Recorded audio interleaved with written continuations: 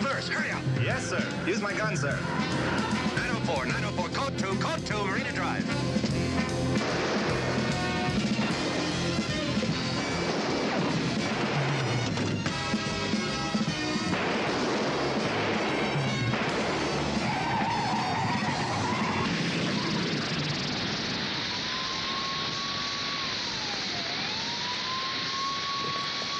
All right, out of that car. Come on, let's go.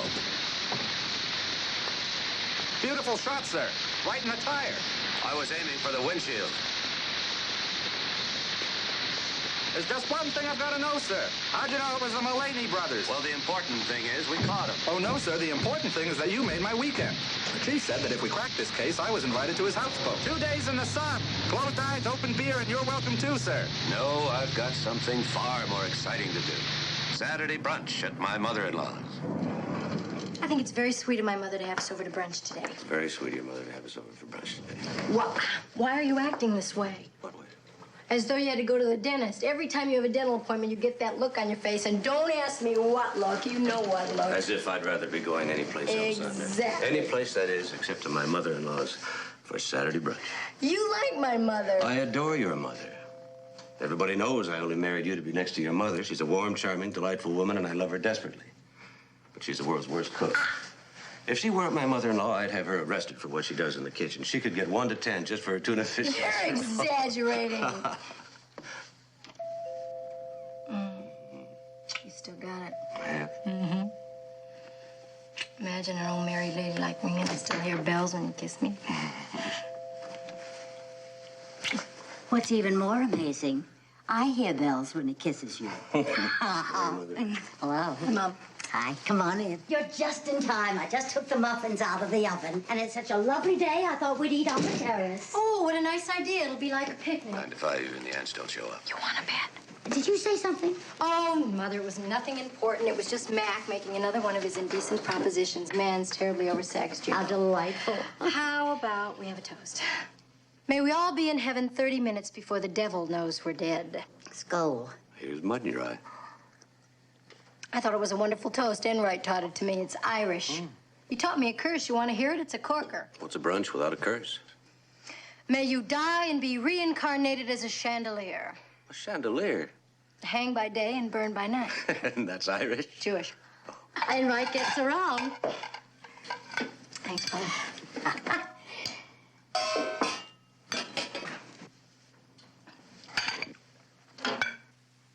Now I know you leveled that curse at. I heard that, Mac. You haven't even given my eggs a chance. That makes both of us. You like them. I put in something new. The shells. Doesn't everyone? Ah, my favorite. Shoelaces and eggs. Half right. Try again. Okay, shoelaces and I give up. Shall we? Must we?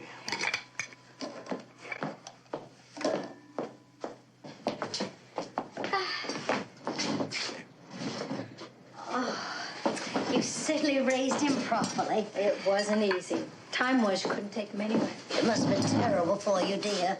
How is it that all women have the capacity for making a full-grown, mature male feel as though he's only 8.5 years old? Oh, did you see? We got our pictures in the Daily Post at the charity ball.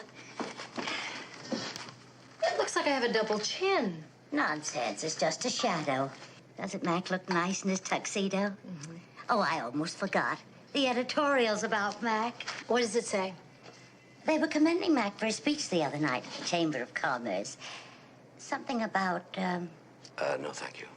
cracking down on police corruption. What police corruption? Leave it to the Daily Post. It came to my attention that off-duty cops never get traffic tickets, and I'm against that kind of favoritism. I don't care who it is behind the wheel. A moving violation is a moving violation.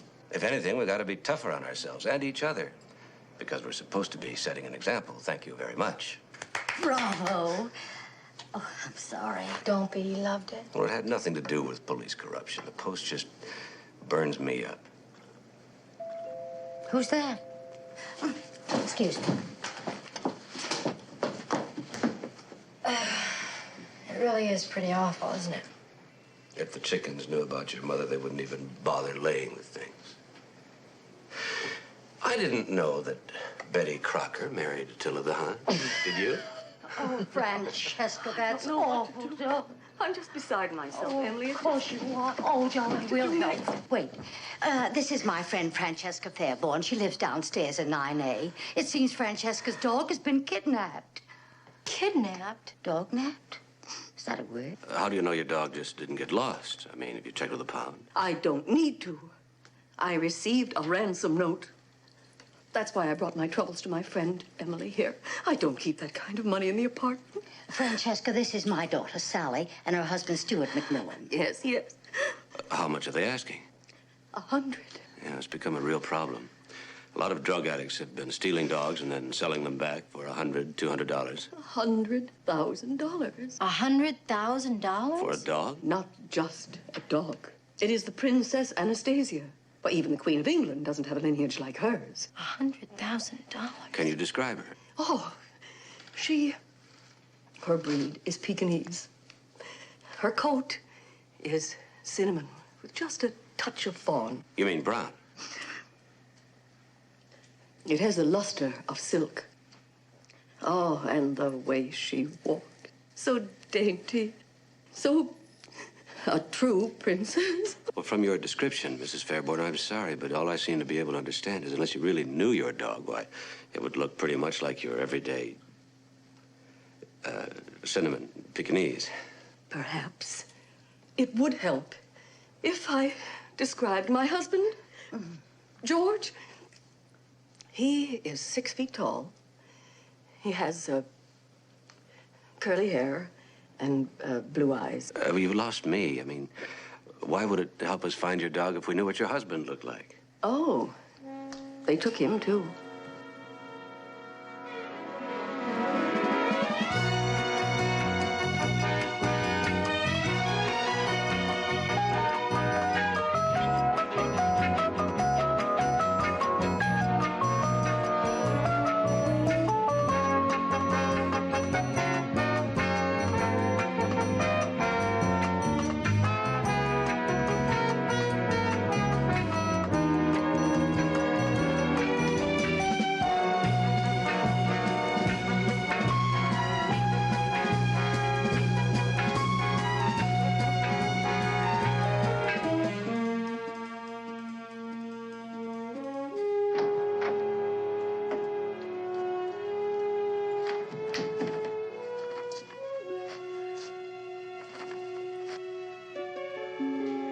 We have the one you love. Get $100,000. Don't call the police. You'll hear from us soon. When did you receive this? I found it in my mailbox shortly before I went up to Emily's. How long has Mr. Fairborn been missing? Well, George was taking Anastasia to see Dr. Carmichael for a checkup this morning. But actually, the last time I saw either of them was about 8 o'clock last night. Well, I wasn't feeling well, and I took a sleeping powder. Anastasia. Mrs. Fairborn, about your husband. Come.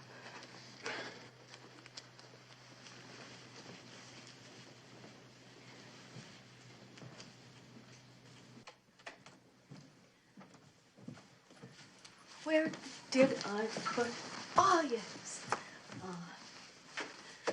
Here is the princess. And I have others, too. What a lovely bed you have here. We enjoy it. Oh, the poor sensitive darling. I know she won't sleep a wink till I get her home again. Mrs. Fairborn, you don't seem to realize that your husband's life is in danger. Here is a picture of the princess when she is just 3 months old. Would you by any chance have a photograph of...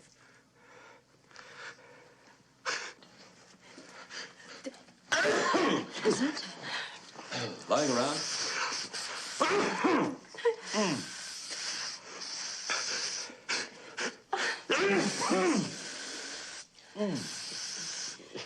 Of whom? Your husband. Oh, of course not. Well, now, wait just a moment. I think I may have one in the living room. Please, might we adjourn? I would like to adjourn. I don't want the princess to return to a germ-laden boudoir. She is so susceptible. Please, do come. Do hurry, please. There he is, holding Anastasia. It has been a great comfort for me to share the princess at this time of anguish. It's almost like having her here with me. Thank you, Mrs. Mackenzie. Thank you, Mr. Mackenzie. The name, Mrs. Fairborn, is not Mackenzie, it's McMillan. Stuart McMillan. How nice. I'm the commissioner of police. Police? Ah, well, I assume you will treat this matter with confidence. All it is a police matter, you understand? You are in my home because you are Emily's son-in-law. You are privy to certain confidences because of that relationship, not because you are police commissar. Commissioner? Whatever. Not being a member of the criminal element, it is of no interest to me who is on the police force. Good day. A kidnapping, Mrs. Fairborn, is police business. Now, if you don't mind, I would like to take this ransom note down to police headquarters for laboratory analysis. I most certainly do mind. I can assure you that the police will do nothing to interfere with... The police are already interfering. Now, if you will excuse me.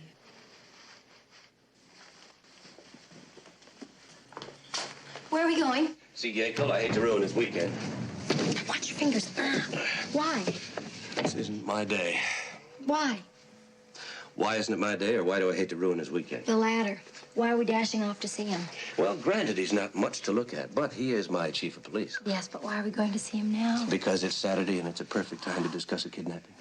Mrs. Fairborn doesn't want the police involved. I heard her, Sally. With these ears of mine, I heard her. Just so happens that these ears are attached to the commissioner of police. I know, darling. Very nicely, too. But they also belong to Emily's son-in-law, and that's who Mrs. Fairborn was confiding in. It's the kidnappers who don't want the police involved. Bank robbers and murderers feel exactly the same way. They think we're a real nuisance, too.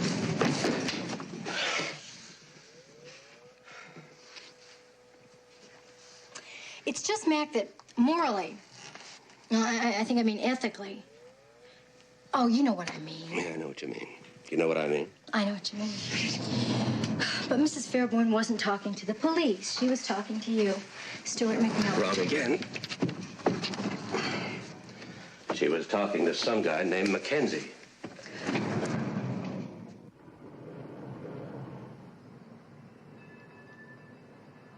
You have a very unfair way of winning an argument. Thank you.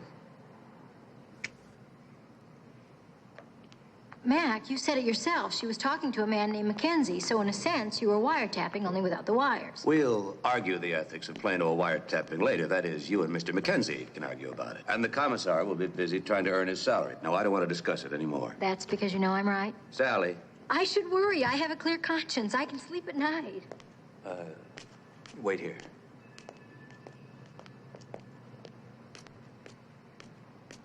Pardon me. Yes, sir. Did you happen to see Mr. Fairborn this morning? Yes, I believe it was around 9 or 9:30. And did he have his dog with him? Let's see, he checked his mailbox, then he went down to the garage to get his Jaguar. And as I remember, yes, he did have that thing with him. What thing? The dog, if you can call that thing a dog. Me, I got a German Shepherd home that eats more than that for breakfast. You can't call that scoundrel thing a dog. It's more like a pet rat, if you know what I mean. Now you take my German Shepherd. There's a dog that a man doesn't mind being seen in public with, if you get what I mean. I believe I do. And his name is Duke. That's a very nice name. That's what all his friends call John Wayne, you know, Duke. I've heard that.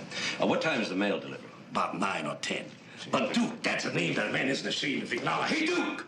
Roll over Duke! Move Duke! Kill Duke! If you get my drift.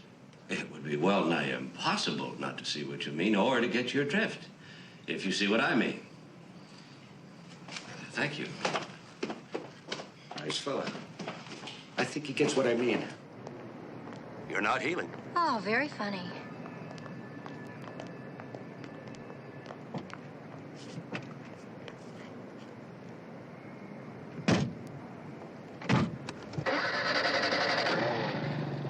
Where are we going? Yackel's houseboat. Mrs. Fairborn said Sally, I thought we had that all settled. that I will not be party to a breach of ethics. Are you telling me you won't drive me to Yackel's? I will not drive the police commissioner to Yackel's. I will not be party to a... Okay. Saint Sally of Assisi. I'll drive.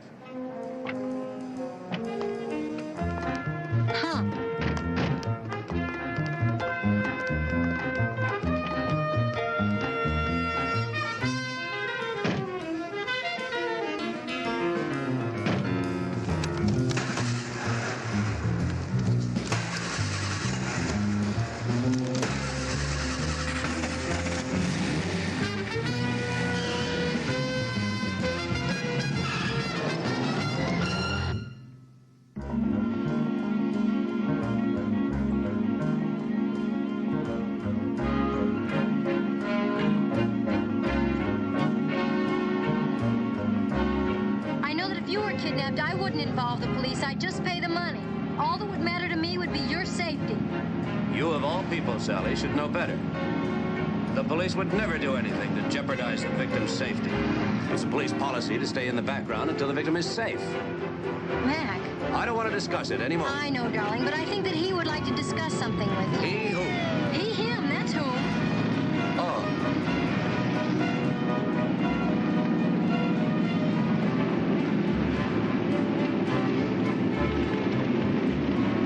He says to go there, Mac. Did you bring your license? Yes, I have my license.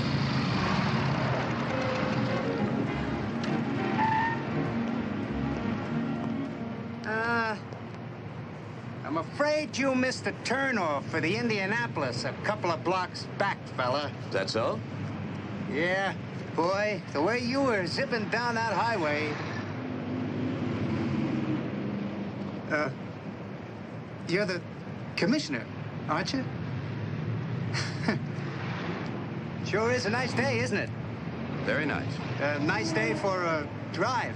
I mean, on a day like this, I guess anybody would just like to go zipping along the highway. Was I speeding? Well, we don't want to make a federal case out of it. Have a nice day, Commissioner. Officer, Yes, sir. aren't you going to write me up? Write you up? You're aware of my recent edict? Oh, yes, you mean about no favoritism when it comes to traffic violations. Yeah, that's the one. Oh, yes, I'm quite aware of it, sir. I read it several times. Didn't you think I meant it? Oh, yes, sir. Of course you did, sir. Well, then, write me up. Are you sure you won't have any afterthoughts? I mean, people do change their mind. No, I won't change my mind. It's human nature to change your mind. Officer, you were doing your duty. Oh, yes, sir. If you say so, sir. I'll put you down as being very cooperative. Oh, thank you. My pleasure. I mean, it's an honor. I mean, you're welcome. Your license will be returned to you at the hearing. That's part of your new system. Yes, I remember. Well, see ya. Officer. Huh? Oh, the ticket. Thank you. I'm so proud of you. You stuck to your guns even when they were aimed at you.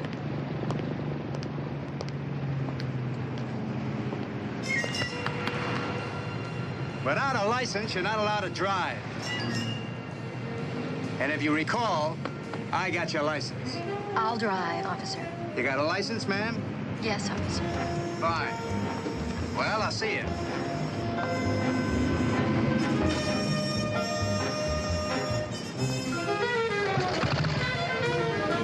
I could take a cab. I'd rather you paid me than some strange cab driver.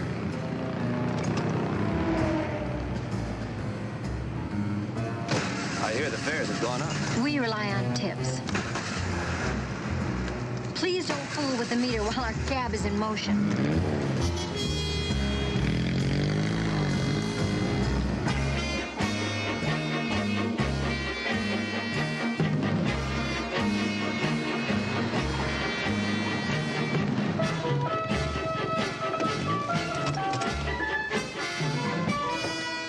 Hi, Commissioner.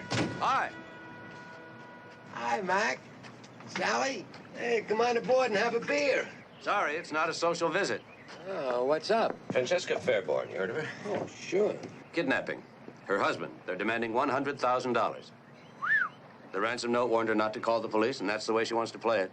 Man, that's the way the kidnappers want her to play it, too. Doesn't she realize the risk she's taking, not letting us in on it? Somebody's got to convince her that their lives at stake here. Sally, why don't you convince Francesca Fairborn How can I convince her when I'm not convinced myself? What aren't you convinced of? that the police should be involved? Oh, Sally, this is a serious crime. It's just that Mrs. Fairborn wants to handle this herself, and it seems to me that... If Mrs. Fairborn wants to handle it herself, that lets the kidnappers free to kidnap someone else, or to take her money and not return her husband, or to just raise the ante. Does Mrs. Fairborn want to handle that? He's absolutely right. Well, he is. You know, Sally, your father taught me never to play high-stakes poker with a stranger. And I think the high stake here is a man's life. I'll talk to my mother. Maybe she'll swing more weight with Mrs. Fairborn. Atta slugger, why don't you do it now? Come on, Enright. You and me have to see a man about a dog. Yeah, well, there goes the weekend.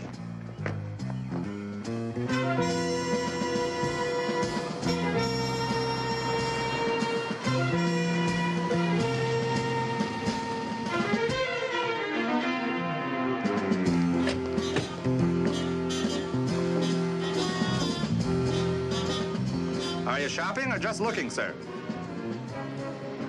The doorman said Fairborn drove a Jag. This is his. Have it impounded. Yes, sir.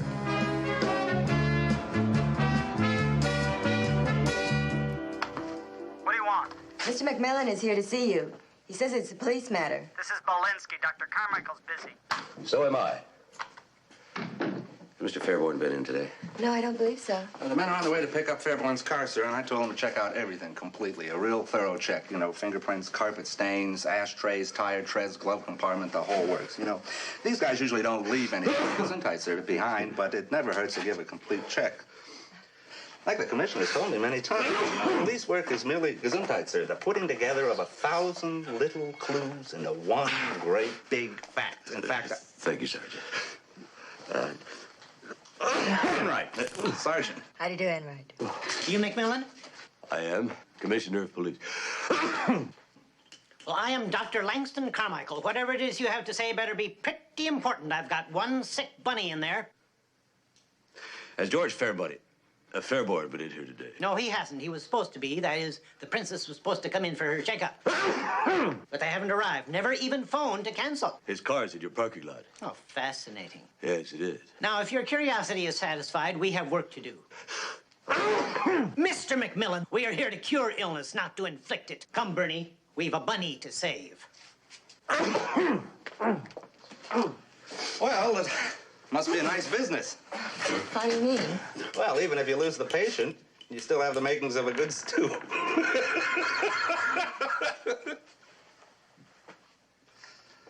Sayonara. Hello. This is Dr. Carmichael. Yes. The police were just here.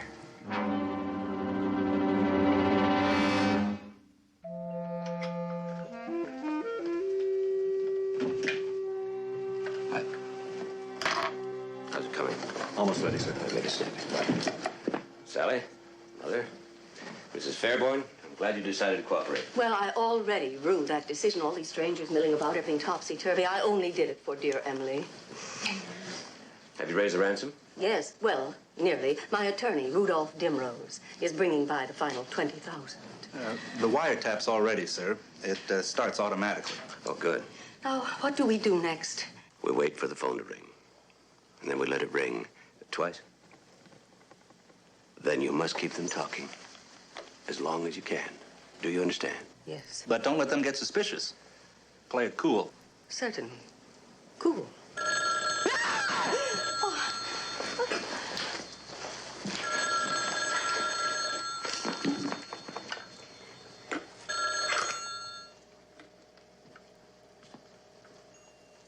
Yes?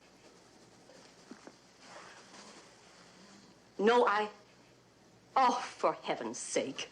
Lucille, really, I can't just... But... No.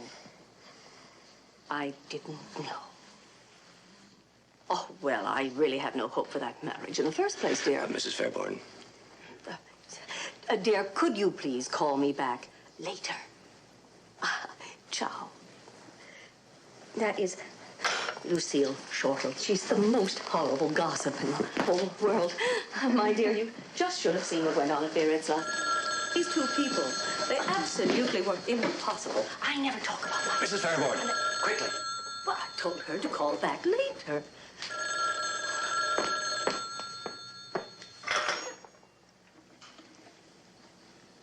Yes? Mrs. Fairborn, Yes. you got the money? No, I haven't raised the money yet. Did you call the police? It is Saturday after all, you... No, I have not contacted the police. Please, how is my dark... He hung up. Did the voice sound familiar to you? It was a man's voice. I didn't recognize it. Why don't I make some coffee? I'm sure we could all use some. Come, show me where you keep everything. Yes. I think it's beginning to hit her. Yes. Getting the note is one thing. It's impersonal. Like something you read about happening to someone else. And she thought she wanted to handle it herself. I think it's hitting me, too. Knowing there's somebody out there playing a cat and mouse game like that. Maybe we should take you home.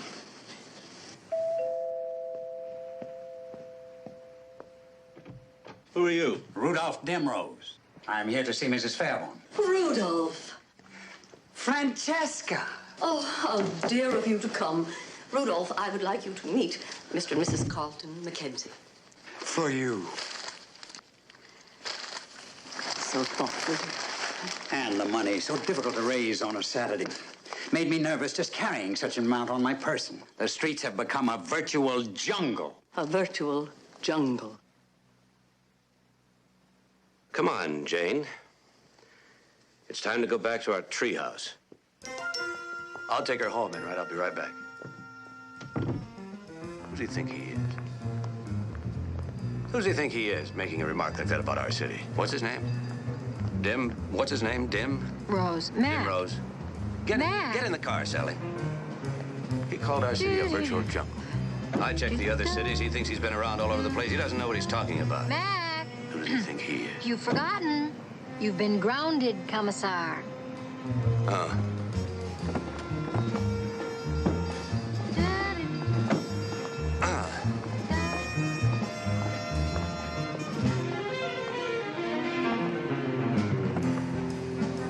I feel so sorry for Mrs. Fairborn. It's so cruel somebody just taking over with somebody like that. She doesn't care a thing about her husband or anything. Matt. What? Look! It's that dog, the princess, and then there's a man chasing her. No, Sally, go after the dog, not the man. You, hold it. Princess, heel. Oh, my heel. Wait a minute. Princess, wait a minute.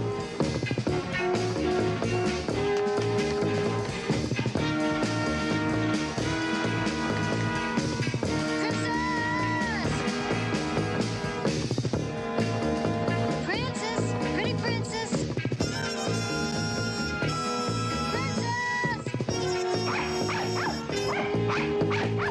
Oh, princess!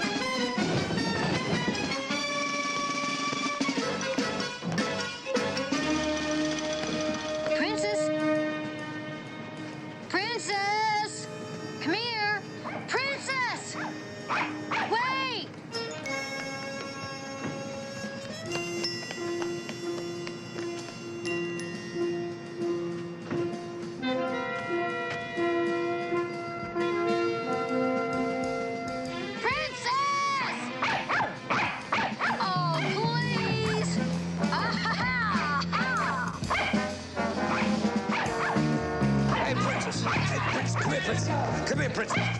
Princess, little champion, champion. Where are you, little champion? Princess, princess. Ooh, ooh, princess. Princess, hi.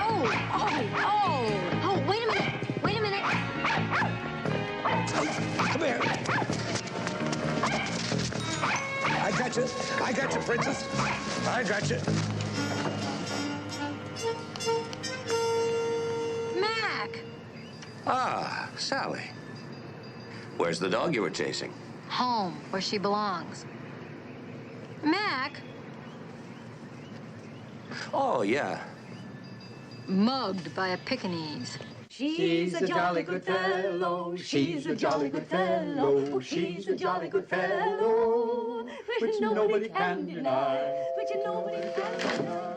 Hi, Commissioner. Wait till you get a load of this. She's a jolly good fellow. She's a jolly good fellow. I suppose you know that Her Highness has returned.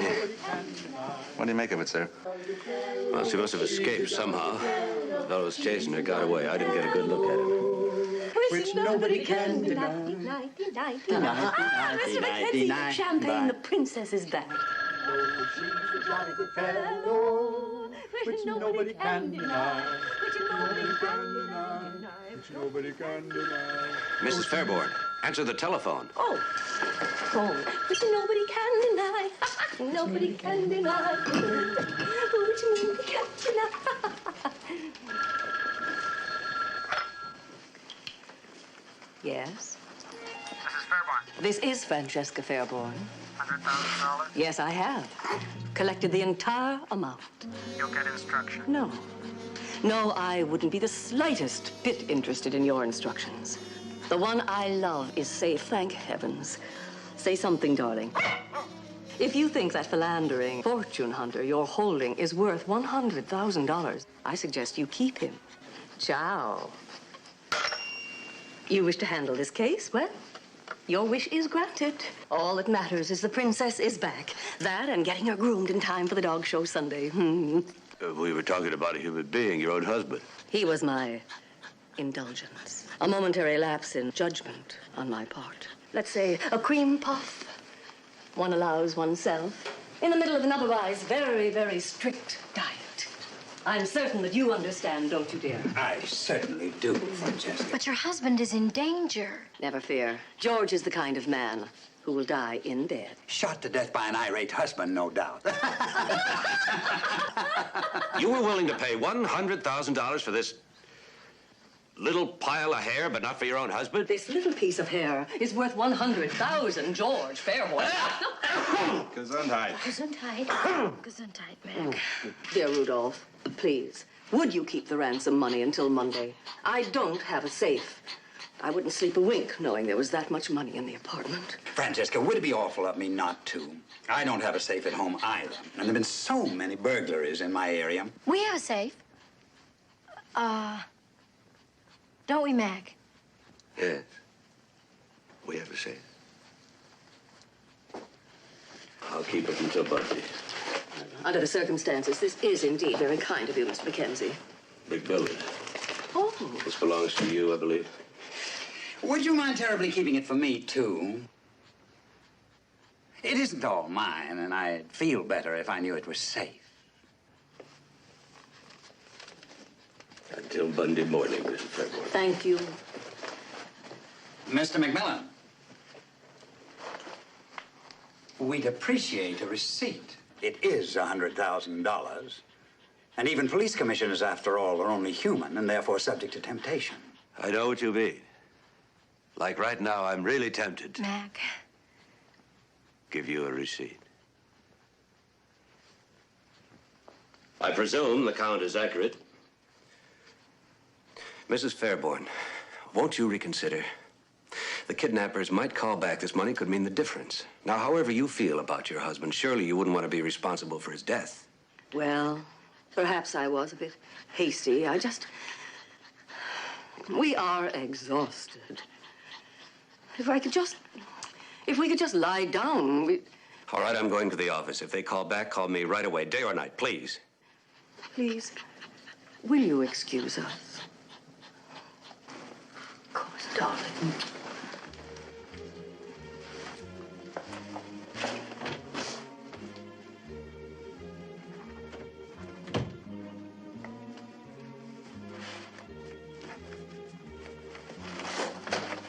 Sally. Good night, Mother.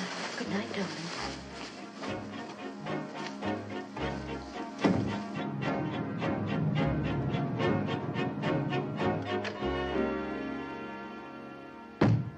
Anne?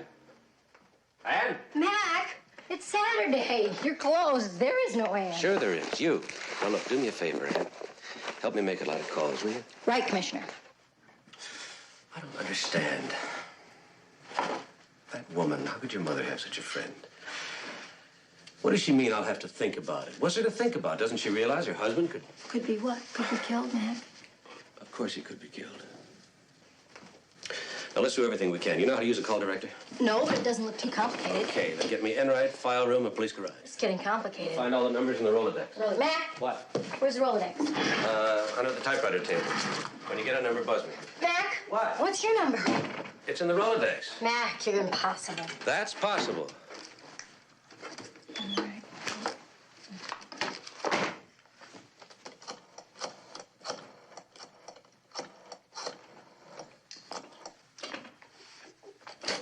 Mac, another light went on. What does that mean? What? Oh, it's you. Hi. Hi. Are you getting me a number or not? Yes, I got you in right. I think. 2007. Hello, Enright? Hello? You disconnected me. Sally. Sally. Sally, Yes, you disconnected me. I did. Why didn't you answer the buzzer? Nothing buzzed. Nothing buzzed. It always buzzes. Why don't you sit here and I'll go in there and try the buzzer and we'll see whether or not it works or not, okay? Okay. It's a good way to find out. Are you buzzing me? Yes, dear. Okay, you win. Would you like me to get you in right now? Yes, please. What's his number? 553. I'll get it.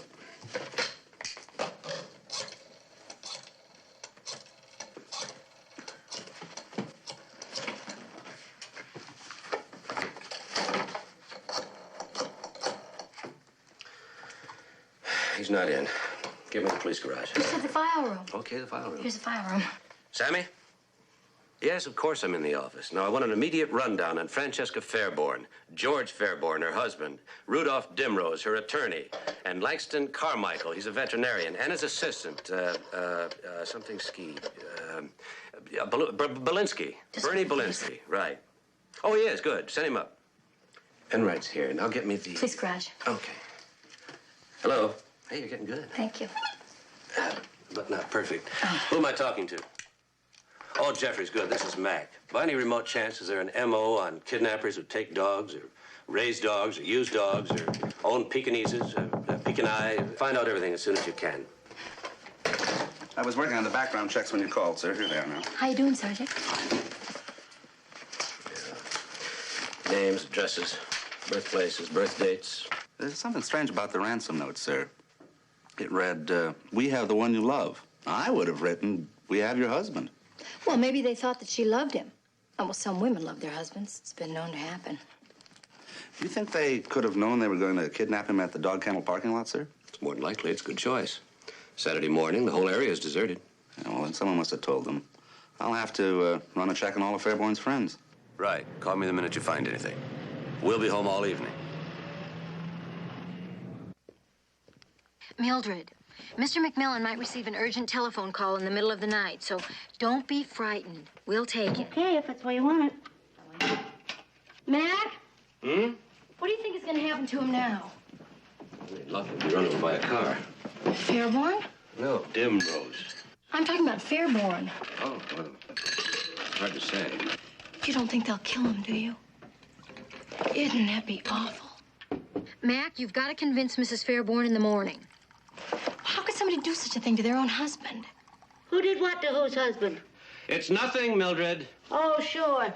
And I was born yesterday. The missus sits here like the guest of honor at a wake, talking about some grisly business, and the police commissioner tells me it's nothing. Don't stand on ceremony, Mildred. Pour yourself a drink and join us. No thanks. I already have one. Well, what is it, homicide? Kidnapping. Oh, yeah? I just finished a kidnapping. I prefer a good homicide. Mildred, how can you read those books? Don't they give you nightmares? No, but the newspapers do. All those unsolved crimes. Doesn't happen that way in my book. They always get the guilty party. No matter how clever they are, they always slip up.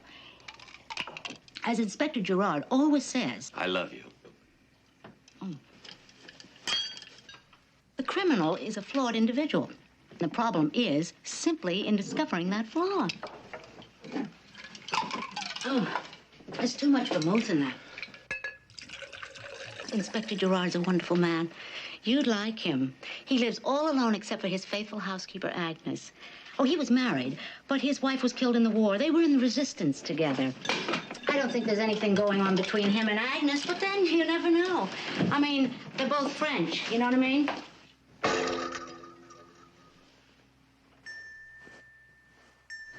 Two, 5. Mac, suppose Mrs. Fairborn won't change her mind. 10. I think she will. 16. I'm worried that the kidnappers 20. might not call back. 25. Oh, they have to. I hope you're right. Strange. What? You always take your left shoe off first. Were you aware of that? No, and I will not turn into a creature of habit. Habits aren't so bad. Like lying about one's push-ups. You've got a bunch of nifty ones I wouldn't change for the world. Oh, you got some nifty habits, too.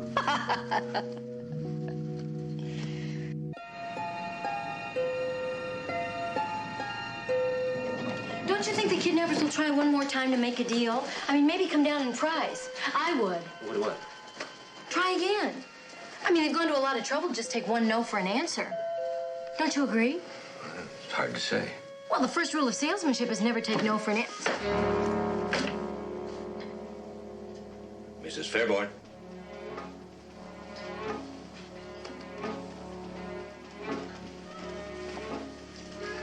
Shut the door, Sally.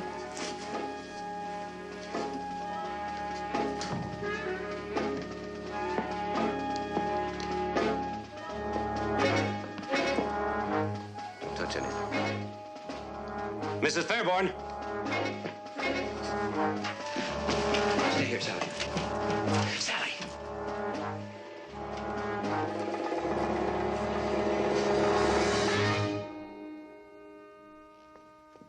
Mrs. Fairborn.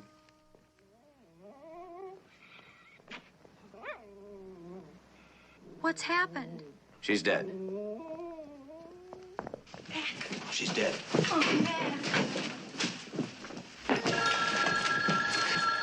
Sally, after the telephone. Why? If it's the kidnappers, tell them we have the money. We're ready to go through with the payoff. Okay, you ready? Yeah. Hello? Mrs. Fairborn. No, this isn't Mrs. Fairborn. I'm a friend of hers, but don't hang up. I have the money. She's had an accident, but she wants to ransom her husband. $100,000? $100,000, that's right. Get your instruction. When? We'll call you back. When will you call back? We'll call you back. No, I'll be here. I hung up. I'm so frightened. You did fine, honey. Sergeant Enright, please. What am I going to say when they call back? Just fine. Enright, Francesca Fairborn's been murdered. Get over here right away.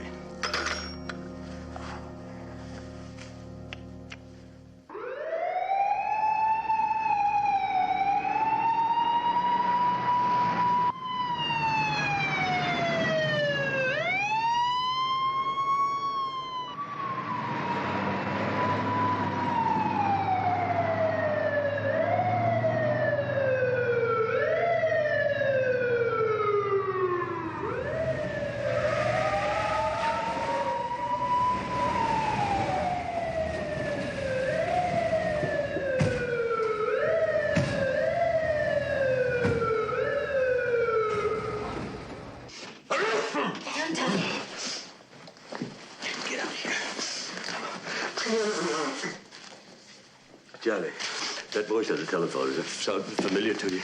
No, I don't think so. Did it sound like he was talking to a handkerchief or something? Maybe. It's something about it. I can swear I heard that voice before. Oh, God bless you, Mac. It sounds like you're coming down with something. You've been sneezing like that for 2 days. No, I feel fine. I must be allergic to that dog. You're not allergic to me. I just gotta be that dog.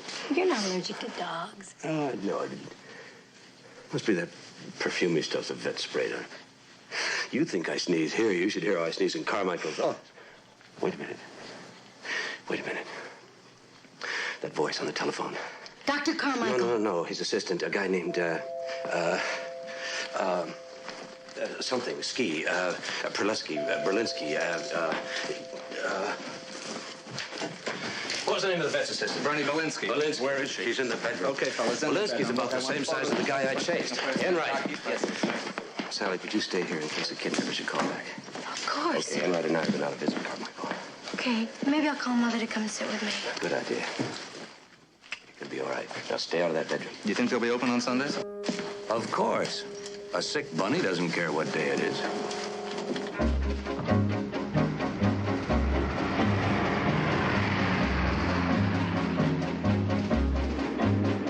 The question is, sir, why would anyone want to kill Mrs. Fairborn? It's a good question. Well, it could have been someone who wanted the $100,000, or it could have been the kidnappers. No, it couldn't have been the kidnappers. They called after she was dead. Well, then it must have been someone who was after the money. That's why that apartment was such a mess, sir. They didn't know you'd already taken it. Maybe. Maybe? That's not a very definite answer. No, but it's a definite maybe.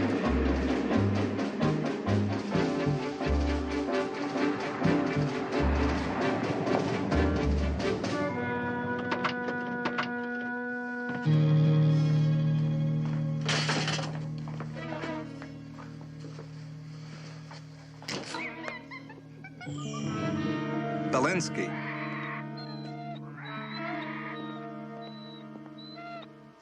Now, just what's going on here? He's dead. Don't want to do such a thing. I was going to ask you the same thing. Did he have any enemies? Any friends? I knew little about his personal life. I can't believe he had any enemies. Well, he had one. Yeah. You see, you've already heard. The animals adored him. Animals, you know, have a sixth sense. Ow! The bugger bit me.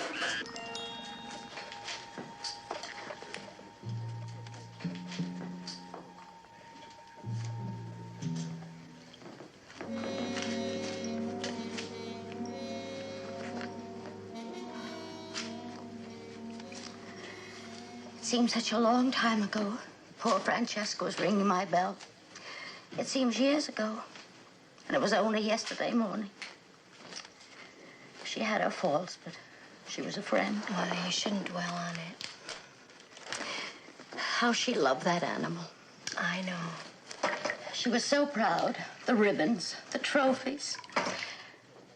You know what? I'm going to enter Anastasia in that dog show. Oh, Mother. It was so important to Francesca. For months, that's all she talked about. You don't know the first thing about dog shows. I know it's the Nob Hill Dog Show, and I know it's taking place tomorrow afternoon at Civic Hall. I assume that's all I have to know. After all, they won't be judging me. Lucky for Anastasia, you'd be best in show, hands down. What a daughter. All right, everybody freeze. Are you okay, Mrs. McMillan? I'm okay. Here we go. Hello? It's him. Yes, I have the money. No, I don't have it on me. But I can get it, though. Tomorrow. Where?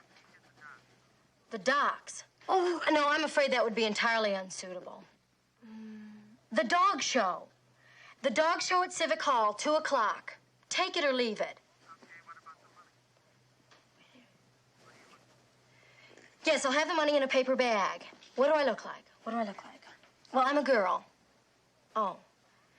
Well, I'm about 5 feet 8 inches tall. I have long brown hair. Actually, it's not long. It's long in the back, but it's kind of shaggy in the front. I have that new cut. It looks kind of good. Question is, sir, was Belinsky killed because he was involved in the kidnapping of Mr. Fairborn, or because he was involved with the murder of Mrs. Fairborn? The answer is probably yes to both. He was killed because he was involved in the kidnapping and knew about the murder. Yeah, Commissioner, that's what I thought. your wife is on the phone. Near the judge's stand. Okay. Sally. Mac, that was just the kidnappers that called. They wanted me to deliver the money to the docks tomorrow. Good. It's isolated. Yekel will like that. He will? Makes it easy to maintain surveillance. Oh. Oh? What do you mean, oh? Oh, I mean, I told you what he said. I didn't tell you what I said. Oh? I told him that I'd deliver it to the dog show. Oh. Well, you're not delivering it. We'll have a policewoman do it. Oh, no, I have to do it. You see, I described myself. I even told him about my picture in the paper. If some other woman shows up, he'll know it's a trap. It's got to be me. It's all that confusion, Sally, all those people. It's too dangerous. No. We can't just let Mr. Fairborn die.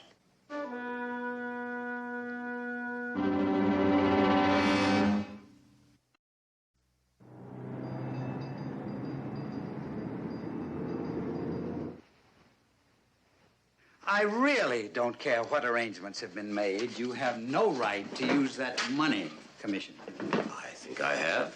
And I have every confidence that Mr. Fairborn would back me up in this matter. I am certain that he would, but speaking as executor of Mrs. Fairborn's estate, I can assure you that he's not one of the heirs and would be in no position to make restitution should the ransom not be recovered. When I last spoke with Mrs. Fairborn, she indicated a change of heart. I got the impression that she decided to ransom her husband. I disagree. But morally... I am not a priest, Mrs. McMillan. I'm a lawyer. And legally, I'm saying that your husband will be held responsible if anything should happen to that money. Are you prepared for that contingency? Tell me, if the kidnappers decide to kill Fairborn, are you prepared to accept the responsibility for his death?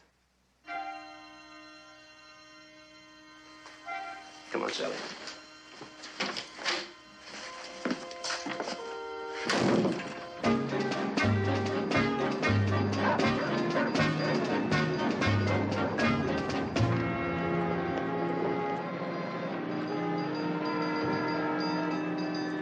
Now, don't be nervous. I won't. Just be cool. You've been under surveillance at all times. I know. And don't be scared. There's absolutely nothing to worry about. Matt, What? if you tell me one more time there's nothing to worry about, I have a hunch I'm going to begin to worry. It's nearly 2 o'clock. Mrs. McMillan, now you be very, very careful. There's nothing to worry about. Thank you, Sergeant.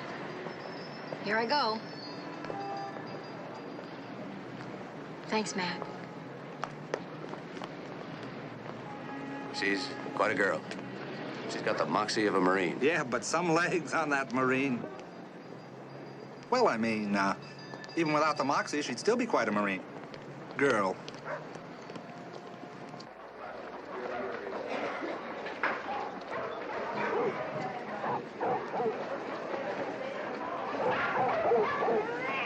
Francis X. Loman, please report to the superintendent's office.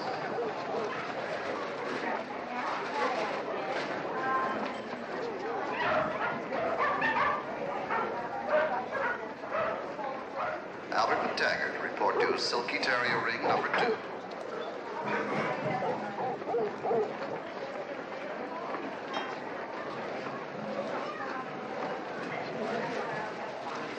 Collie dogs to be judged next in ring number 4.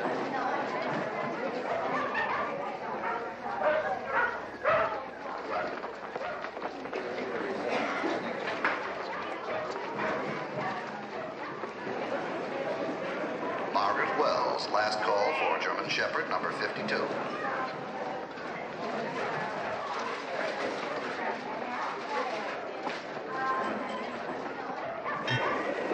Hi, Mom. Hello, bad casualty.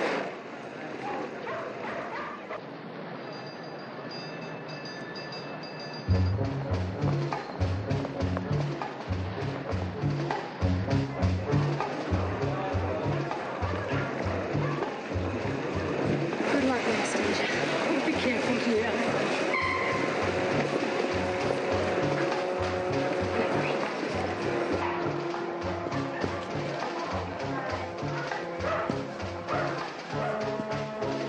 Judge John Dillon to ring number 7.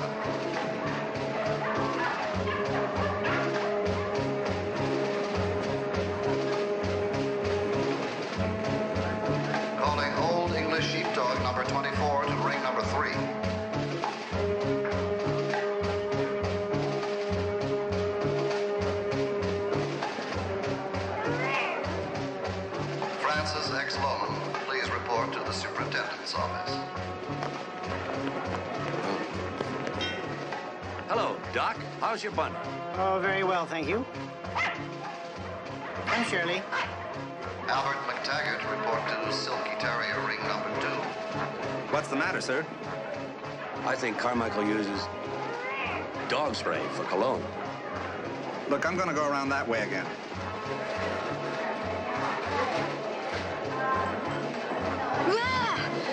Excuse me. Yes. Mrs. McMillan? Yes. Valley dogs to be judged next in ring number 4. Fellow told me there's a phone call for you in the lobby. Oh, thank you. You're welcome. Margaret Wells, the last call for German Shepherd number 52.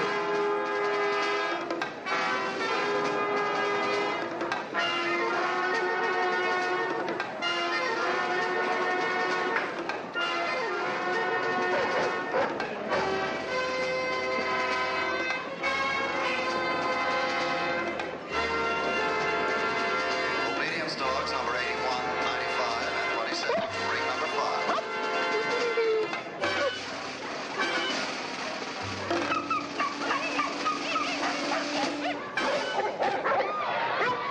John Allen to ring number 7.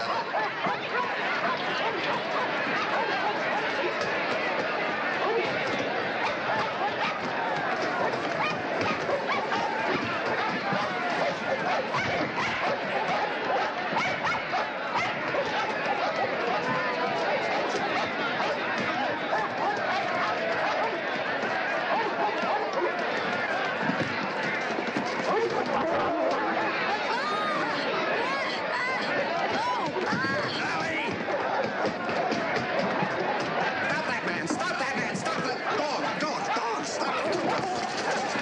Hey, you're one of ours! Stop that man! Sally, you all right? He got the money, Mac. There he is. There he goes, Mac. The man in the red coat. Hey, you! Somebody stop that man!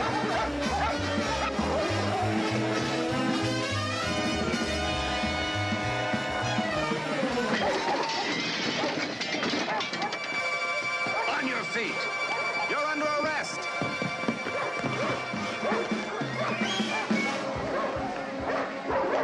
Hey, what's going on here? We'll ask the questions here. Commissioner! What is it? That's our lunch. Fifi's in mine. Why were you running? Because you were chasing me. Oh. Why were you chasing me? The bag. You thought I swiped your lunch? Would you care for half? It's only tuna fish. No. Yes, thanks. What happened back there? Oh, well, it seems our friend came up with a very unique distraction. A couple of lady dogs in the mood for love, you know what I mean? Is it all right if I go now? Oh, yeah. Yeah, I'm very sorry. I hope you find your lunch. He's a good-natured fella. Yeah, considering you just mugged him. You know what? What? The human race neglects its real heroes, you know that? I'll buy that. Any hero in particular? Well, the man who invented the martini, for one. Every park has a statue. Every statue of some guy sitting on a horse with his sword at his side. Where, oh, where is the statue of the man who first rode into battle armed with only 6 parts gin and a squidge of vermouth? Here, here. I'm with you. I couldn't have said it better myself. I'll get it. Okay.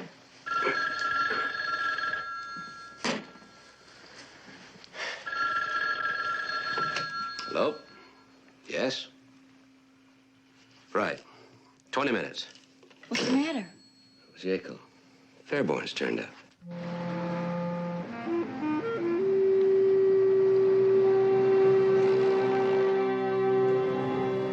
Commissioner. What's the story? A patrolman over at North Beach spotted him when he was grazed by a car. He thought he was drunk. He was staggering around, his clothes were a mess, but when he questioned him, he found out it was Fairborn. How is he? Oh, he's all right. Cuts and bruises.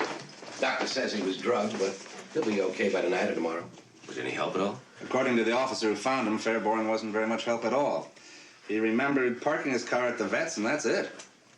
Maybe when he wakes up, he'll remember some more. Yeah, that's a maybe, but there's one thing for sure. When he wakes up, somebody's got to tell him that his wife's been murdered.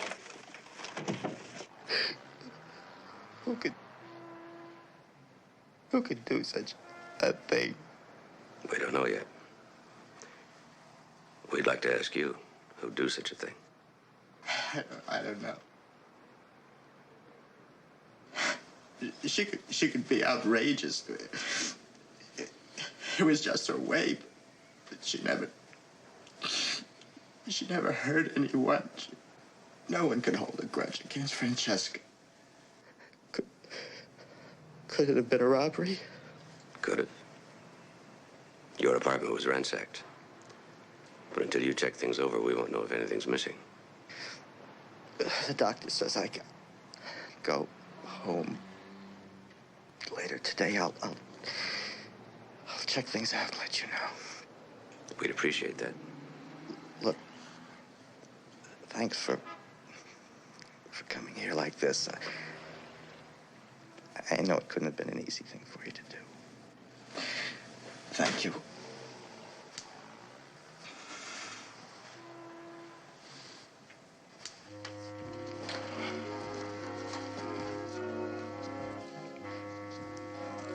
How many times do you brush your hair? 100 strokes. Every night? Mm-hmm. Okay. You have your habits, I have mine.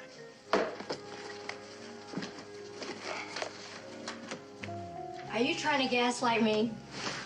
What? Drop it already before I go bananas. What? The other shoe. Oh. What's on your mind? I don't know, something about habits. Oh, Mac, I really don't mean to make you self-conscious. No, it's not that. It's just something to do with this case, and I don't know what, and it's really gnawing at me. Why don't you sleep on it? It'll come to you in the morning. Wait a minute. You sure know how to make a girl feel wanted. The ransom note. Francesca wouldn't let me take the ransom note on Saturday, and yet yesterday it was gone. Whoever ransacked the apartment took the note, left a lot of jewelry on Francesca, but took the note. Why? Maybe the kidnappers put his return address on the letter. Maybe he did. He did what? Well, not a return address necessarily, but some sort of giveaway. Maybe he was afraid that the police could trace the typewriter. It wasn't typed. It was put together with letters cut from a newspaper. I know it had an out-of-town postmark. It wasn't mailed. If it had been, Fairborn would have received his own ransom note when he checked the mail on Saturday morning.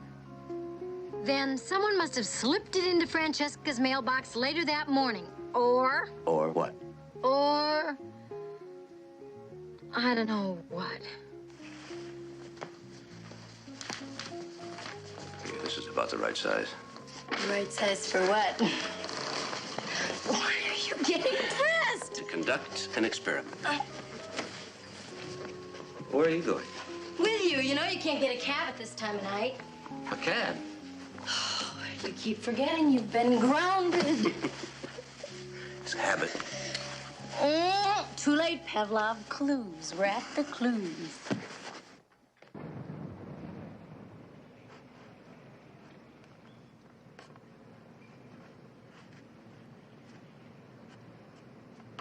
Doesn't fit. Oh, here, you could fold it. The envelope wasn't folded. That's the point. You need a key. George Fairborn has a key. Where's the phone?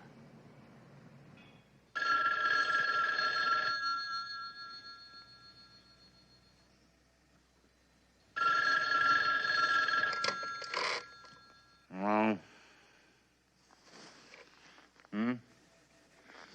No, it's nothing important, Commissioner. You didn't disturb me. What? Yeah, I'm on my way. Oh, nobody makes house calls anymore. No one but cops and crooks.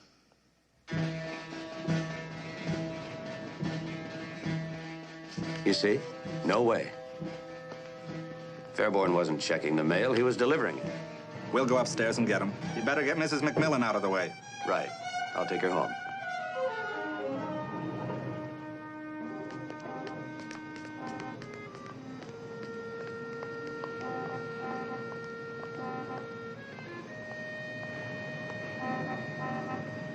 I'll call you as soon as I know anything. Be careful, Mac.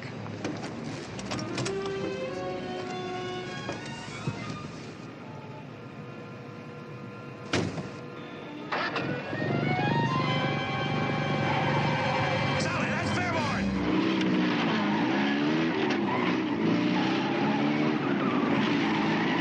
Sally! Stop, you get out and call the police. I'll follow it. Watch us, Mac. I can get him when we go around the corner.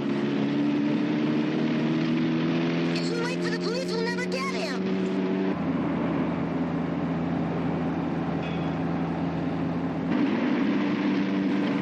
Faster, Sally, faster. Maybe we can get nabbed for speeding. I know. I can catch him.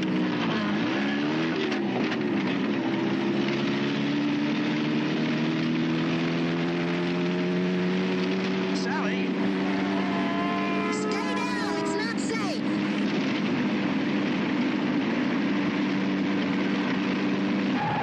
Don't worry about them. Worry about them. I'll worry about him. I'll worry about the traffic, too. I don't want to get you killed. I really can't make it, Mac. I'm a good driver. I think we're gaining on him. Now, I'm going to find a squad car, Sally, and you've got to be careful. Yes, sir.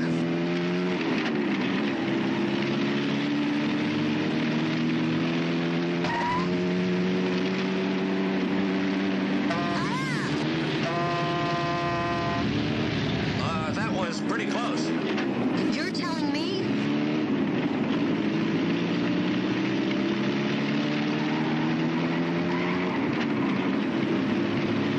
We've got him now, Mac.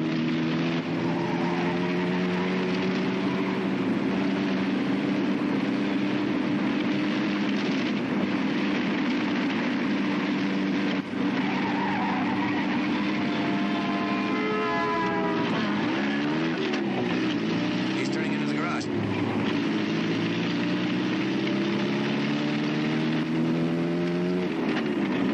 Sally,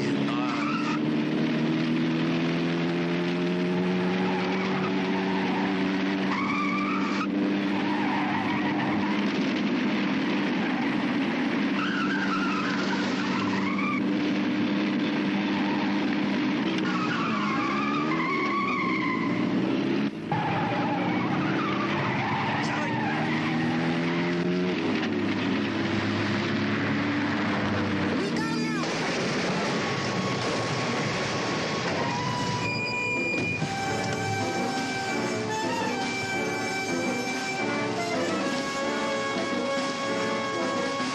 Sally, get back! There's gas leaking! Come on.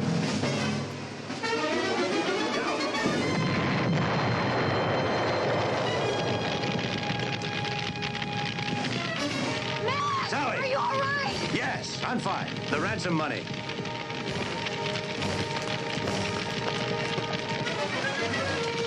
Over here! You all right, Mike? Yeah, fine. Get him out of here.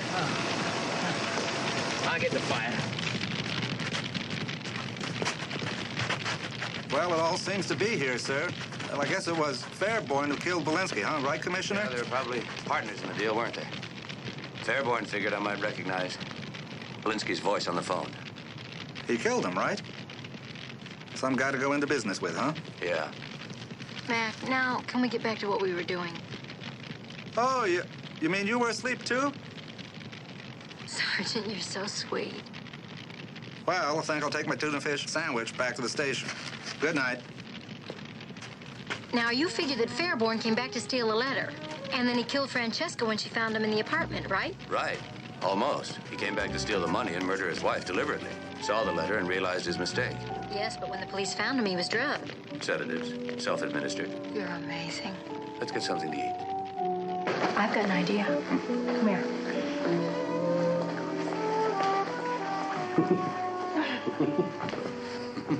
On a full stomach? Aren't you supposed to wait 15 minutes? That's swimming. Oh, okay.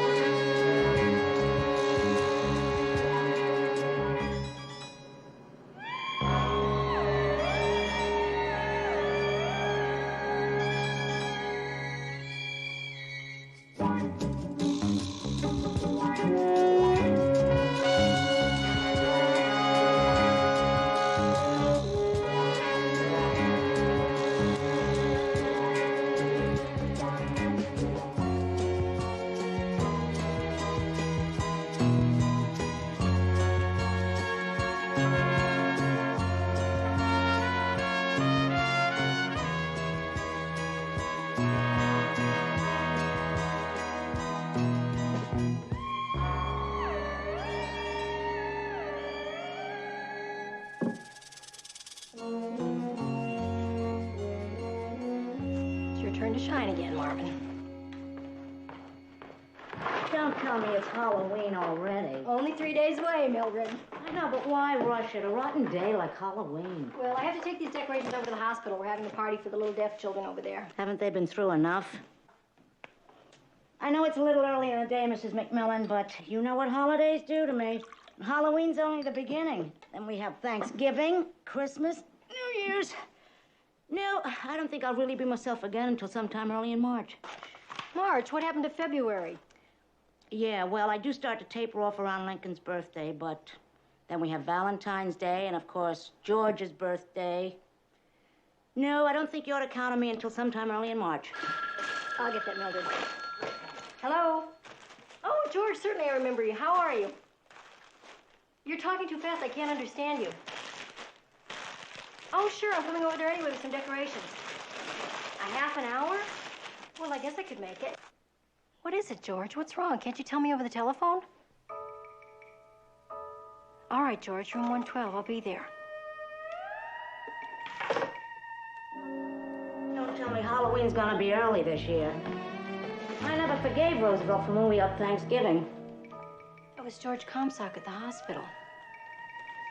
He says I'm in some sort of danger.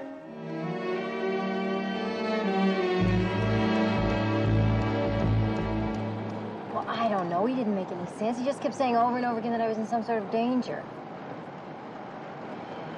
Poor George. I hope he's going to be all right. He sounded so frightened. Poor George. You're the one he said was in danger. What kind of danger could I be in? And what would George Comstock know about it? Well, he's a pharmacist, isn't he? Maybe somebody gave you a bum prescription.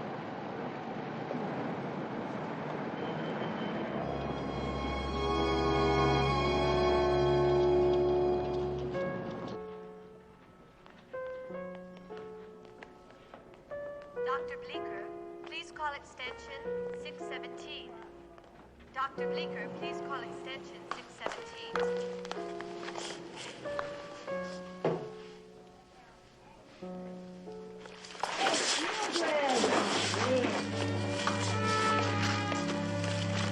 Hello, Sally. Need some help?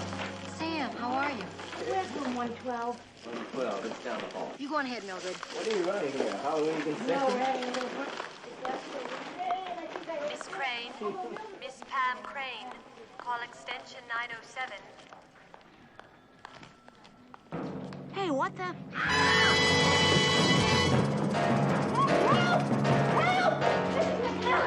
I just saw murder. A what? Man was being strangled right before my eyes. We better take a look. You can't. It's locked.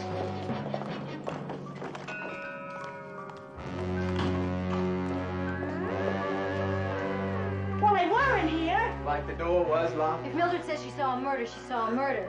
Sally, what seems to be the trouble? Hi, Pam. There was a murder. That's the trouble. Mrs. McMillan's maid. Housekeeper? Fran. Whoever. She thought she saw somebody being strangled. Who did you see exactly? Well, he was tall, and he had a mole right here. George Comstock. That was George Comstock? Maybe they went through here.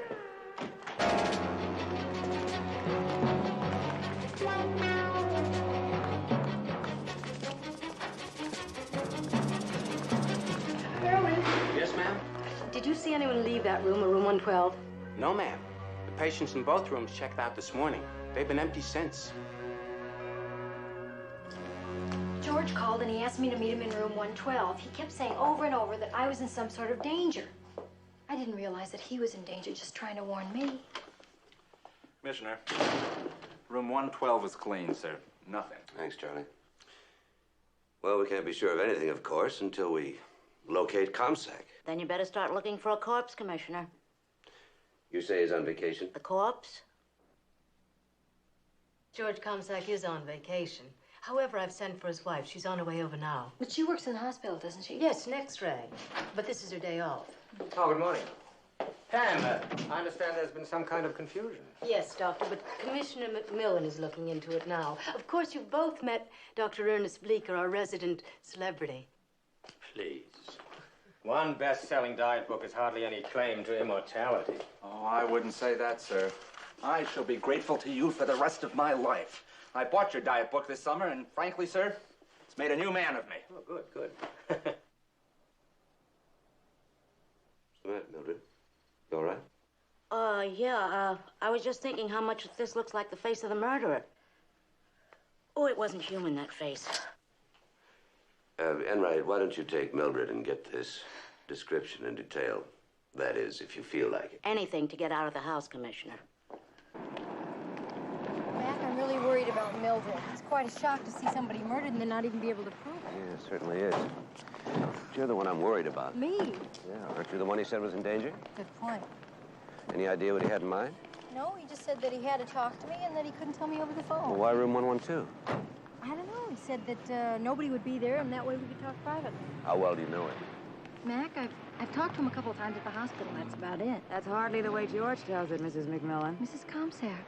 This is George's wife. This is my husband, Stuart McMillan. How do you do? When was the last time you saw your husband, Miss Comsack? When he left to go fishing. How do you get in touch with him? Are you kidding? That's why he goes fishing, so I can't get in touch with him. Where does he go?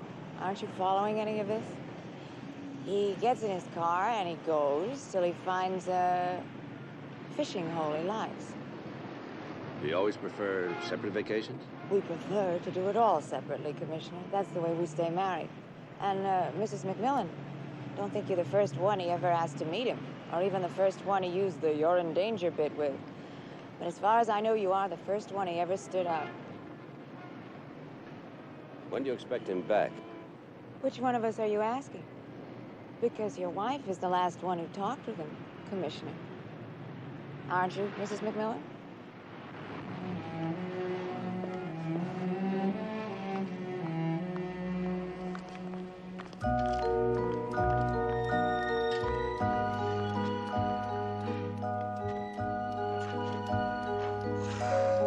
Well, tomorrow I'm going out to get my hair conditioned. It's a mess. Tomorrow, you're not going to leave this house. I'm not. No. Well, I can't live another day looking like this. Live another day. Interesting, you should choose that phrase. Don't try and spook me. Sally, if George Comsack was killed, that means the killer's still at large. And that means you're in great danger. Now, I don't want you to leave this house unless I'm with you. Promise me. All right, anything you say. Besides, your hair's in great condition. Well, what about the rest of me? You'll do in a pinch.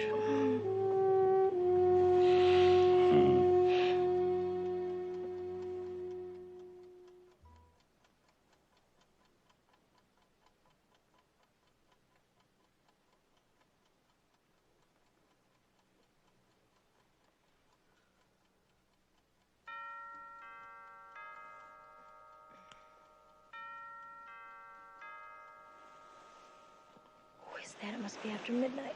I don't know. Wait here, I'll go see.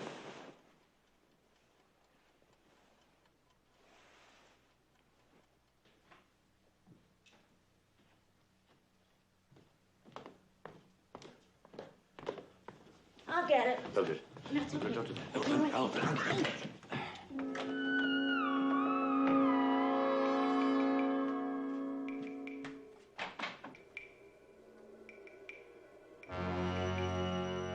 Maybe he had the wrong house.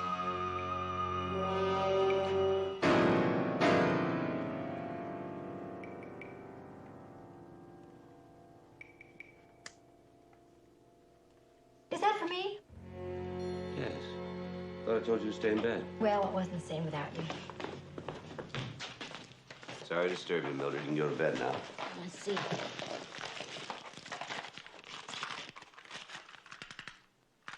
What is it? Mm-hmm. Film of some kind. Must be something more, isn't it? Mildred, it's after midnight. What do you expect after midnight? Well, I must say it's a come down from last year. What are you talking about? Well, a package arrives every year just before Halloween. Addressed to you? Yeah, only she never wants them, so she gives them to me. Only even I don't want that one. I always thought they were publicity gimmicks. Publicity gimmicks?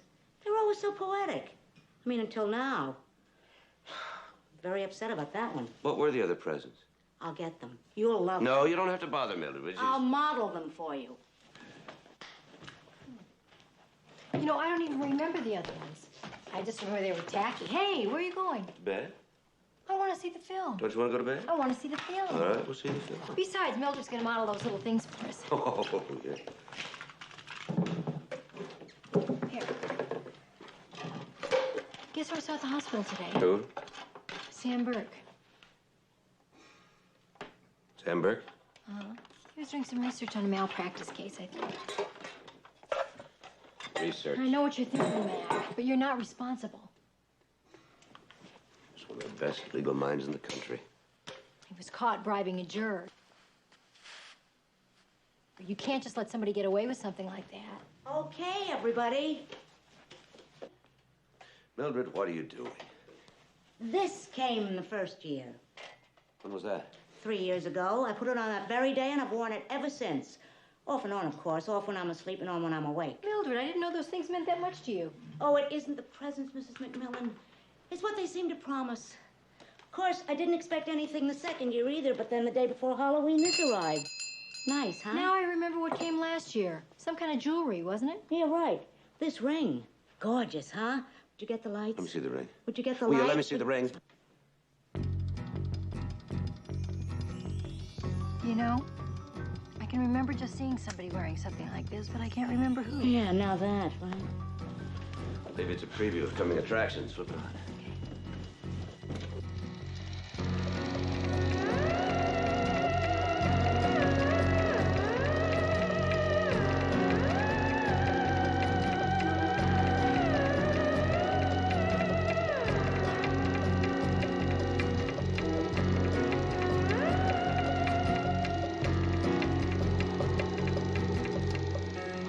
Send me this. Apparently, they try to tell you something. What? George Comstock was trying to tell you something, too, and look where it got him.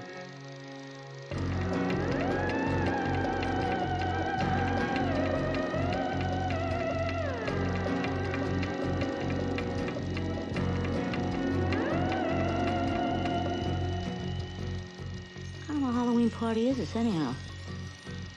Looks like some sort of devil worship to me. Satanism? Boy, it's the last time I accept an anonymous present.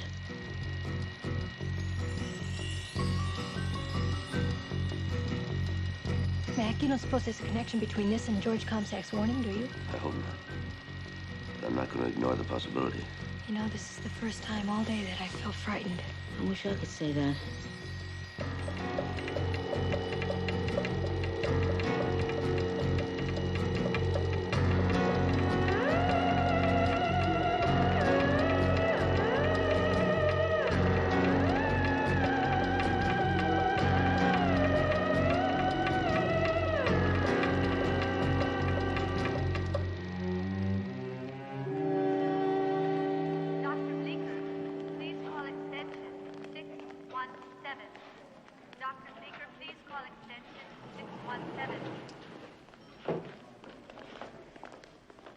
Sam?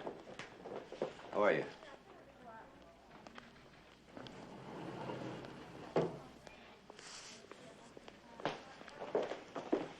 Hello, Dr. Bleeker. I'm looking for Sergeant Enright. Have you seen him?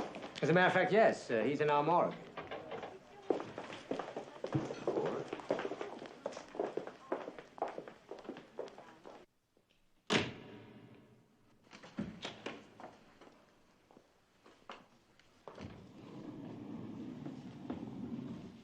Hi, Commissioner. I was just checking out the morgue. Obviously. Yes, sir. And as you can see, it's just a great big empty room, so to speak, with no regular attendant. Which means Comstock's body could have been lying here with a sheet over it, and nobody would have known the difference. Well, sir, I've checked them all out. In fact, that's what I was doing when you just came in. I didn't mean it could still be here. No, sir.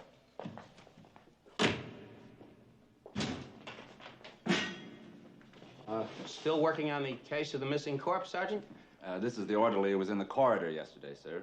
Irwin Blake, Commissioner McMillan. Yes, Mr. Blake. Yesterday you reported that no one entered or left room 112 or the adjoining room at the time of the murder, correct? That's right, sir. And that does include stretcher cases. I think it's safe to assume that stretcher cases don't get around much on their own.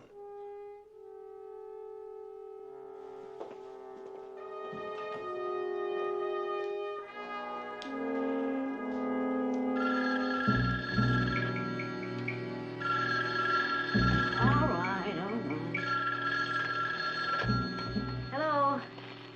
Hello? All right, I know, but what did you do with Comstock's body? Dumped it in Willow Swamp. Deep, I hope. It's in a trunk. Weighted. Sank right to the bottom. Good. Now start looking for another trunk. Doesn't have to be as large. Just big enough for that funny-looking maid of the McMillans. Good idea. She's the only witness. We sure can't let her keep talking.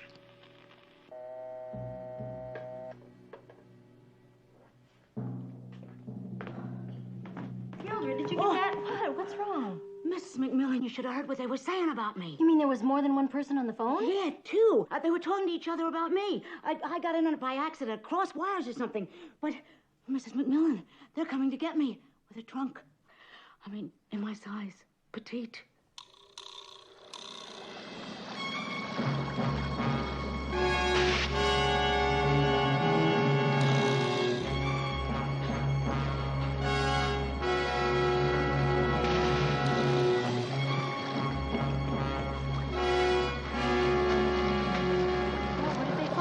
Boots, beer cans, water-soaked sneakers. Two of the boots even matched. But no body. No body.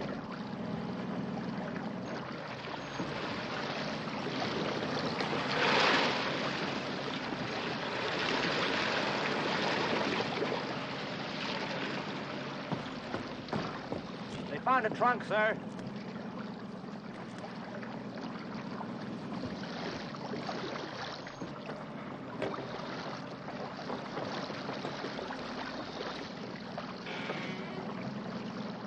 It's empty. We didn't really expect to find a body, Mildred, but you have to check these things out. That phone call was rigged. You mean they knew I was listening? Yesterday, they tried to make it look as though you were seeing things, didn't they? Yeah. Well, today, they tried to make it look as though you were hearing things. That's what they call discrediting the witness. Oh. Hey, wait a minute. How dare they? It's done all the time. I don't mean discrediting me. I mean calling me funny looking when they knew I could hear every word they were saying.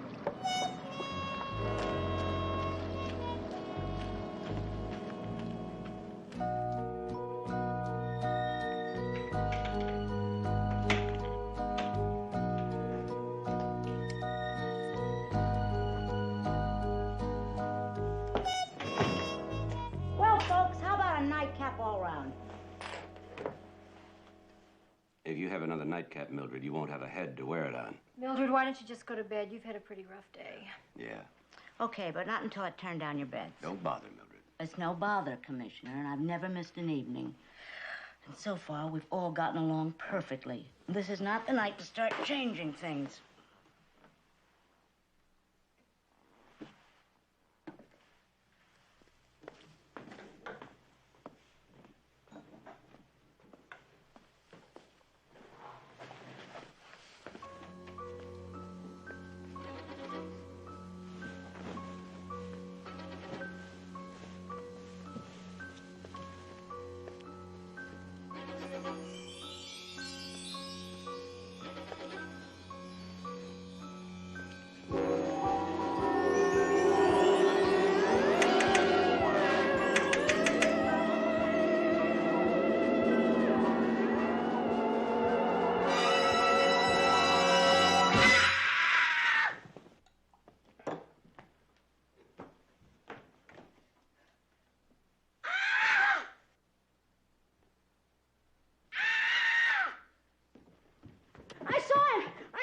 The killer, the man who murdered George Comstock, he was peeking in the bedroom window. Oh, Oh, upstairs, Mildred? The upstairs window? Oh, no. What's wrong, Mildred? Oh, this is a two-story house. I know that, Mildred. I know you know that, but do you know how tall a peeping Tom has to be to look in a bedroom window on the second floor? Well, it's obviously some sort of a trick, Mildred. Mac will explain it. Did you get a good look at him, Commissioner? No, he got away. Did you see the ladder? There wasn't any. How could there not be a ladder when he was looking in the second-story window? I don't know. Oh, well, as long as you've explained it, I feel better. What's that you're holding? Found it in the bushes, below our bedroom window. Mildred, you weren't hallucinating. Not at all. Though they almost had me convinced. Had you convinced? They almost had me convinced. That's a lovely medallion. Yeah, it's more along the lines of what I was expecting last night. Matches this ring. This came last year. Hey, you folks look like you could use a drink. Nightcaps for everybody, okay? Mildred, let me see that ring again. Mildred. If they do match, I'll have a double. I think I'll have a double anyway. Here, why don't we look at them both together? Mildred, the ring. Yeah.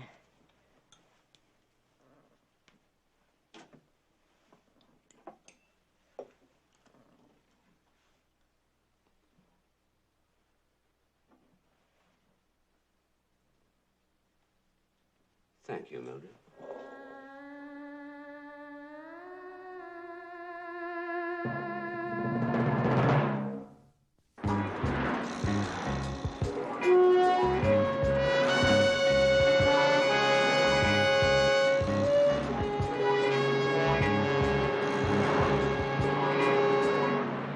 Commissioner, I got so interested in all of this, I worked straight through lunch. Now, as you can see, the markings on the ring and the medallion are identical. And they're both ancient Egyptian Hieroglyphics. Glyphics. Thank you, sir. Do you think it's a direct link to Satanism? Well, worship of the devil does date back to the ancient Egyptians. Do you really believe Linda Comstock's involved?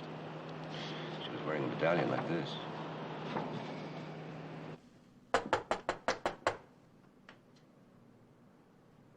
Mrs. Comsack.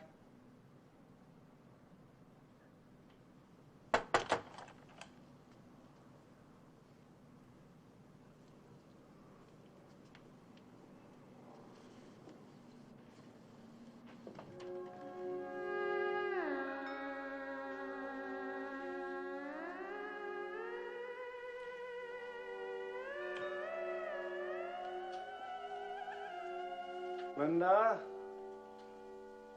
Linda? Linda, do you hear me?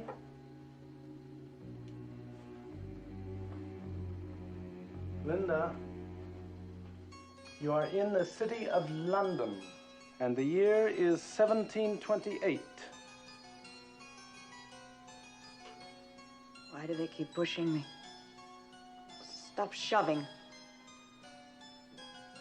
Let me breathe. What? What are they saying about me? Filthy swine. How dare they? It could be any one of them up here instead of me. I'm innocent. I found him lying dead. I did. I loved my husband. What do they care? A hanging's just another holiday, so long as it's somebody else's neck. Oh, I see. She's on her way to be hanged for the death of her husband. Apparently. Listen to the piper. Listen to him. We're almost there, aren't we? Yes. There it is. There's the scaffold. Well, it's almost over now. Oh, God, help me. Help me, God, help me, please. What's this? A carrot. A cabbage. Cabbages and carrots? Here, take these, my lovelies. They belong to you. You're the swine. Take your hands off me, you idiots. I can climb these steps alone. Now the noose. A pretty necklace. What an innocent neck.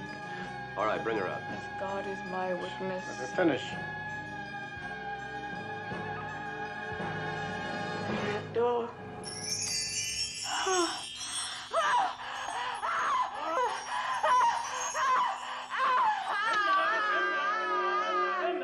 Linda, you're back home.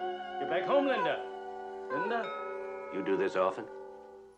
Well, yes, her husband suggested it, and it's going quite well. I've taken it back through 6 incarnations. Will she remember anything about what she's just been through? Oh, no, but we have it on tape. Well, I need to ask her some questions. Is she up to it? Commissioner, what are you doing here? Isn't enough to interfere in my present life. Must you get involved in my past lives, too? Professor? Linda, you all right, dear?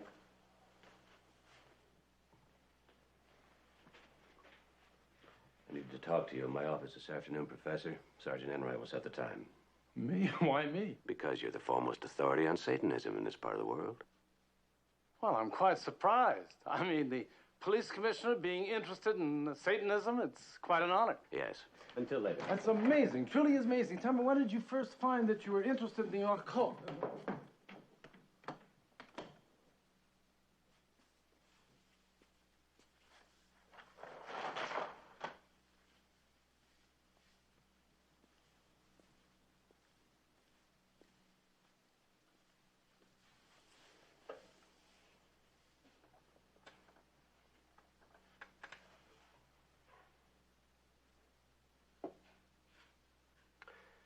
Why did your husband suggest you try retrogression? He thought it might help. I'll be frank. I'm not an easy person to live with. He sensed I had other lives locked inside me. Belief in reincarnation is one of the principal tenets of Satanism, isn't it? Are you and your husband members of a coven? As I told you before, Commissioner, George and I never do anything together. What he does on his nights out is his business. As for me, I've never been a joiner. Is your husband a member? We never discussed it. But it does sound a little like old George. You were wearing a medallion the other day. Do you know where it is now? Oh, it must be around here somewhere. Where did you get it, Mrs. Comsack? George gave it to me. Why? Because it's a symbol of a coven. And if you're telling me the truth, I don't think you'll ever see it again. Oh, it's bound to be around here someplace. I'm careless. But they aren't. And I'm sure they wouldn't want your husband to be found connected with them. Have you heard from him? I told you he's on vacation. And if your wife hasn't heard from him, maybe Pam Crane's gotten a postcard. Pam Crane? Another fishing companion? That's right. Do these fishing companions bother you? Oh, you're adorable. You are. Do you actually think I'd kill George because he was having an affair? His 15th affair, or is it his 26th? If jealousy were my motive, why would I wait this long to kill him? Come on, Commissioner. Surely you've seen hundreds of murderers in your time. Look at me. Look into these laughing, loving eyes. Do you actually think I could murder someone? Especially my own husband. It happened before. It could happen again. Play the tape back. If you have the time.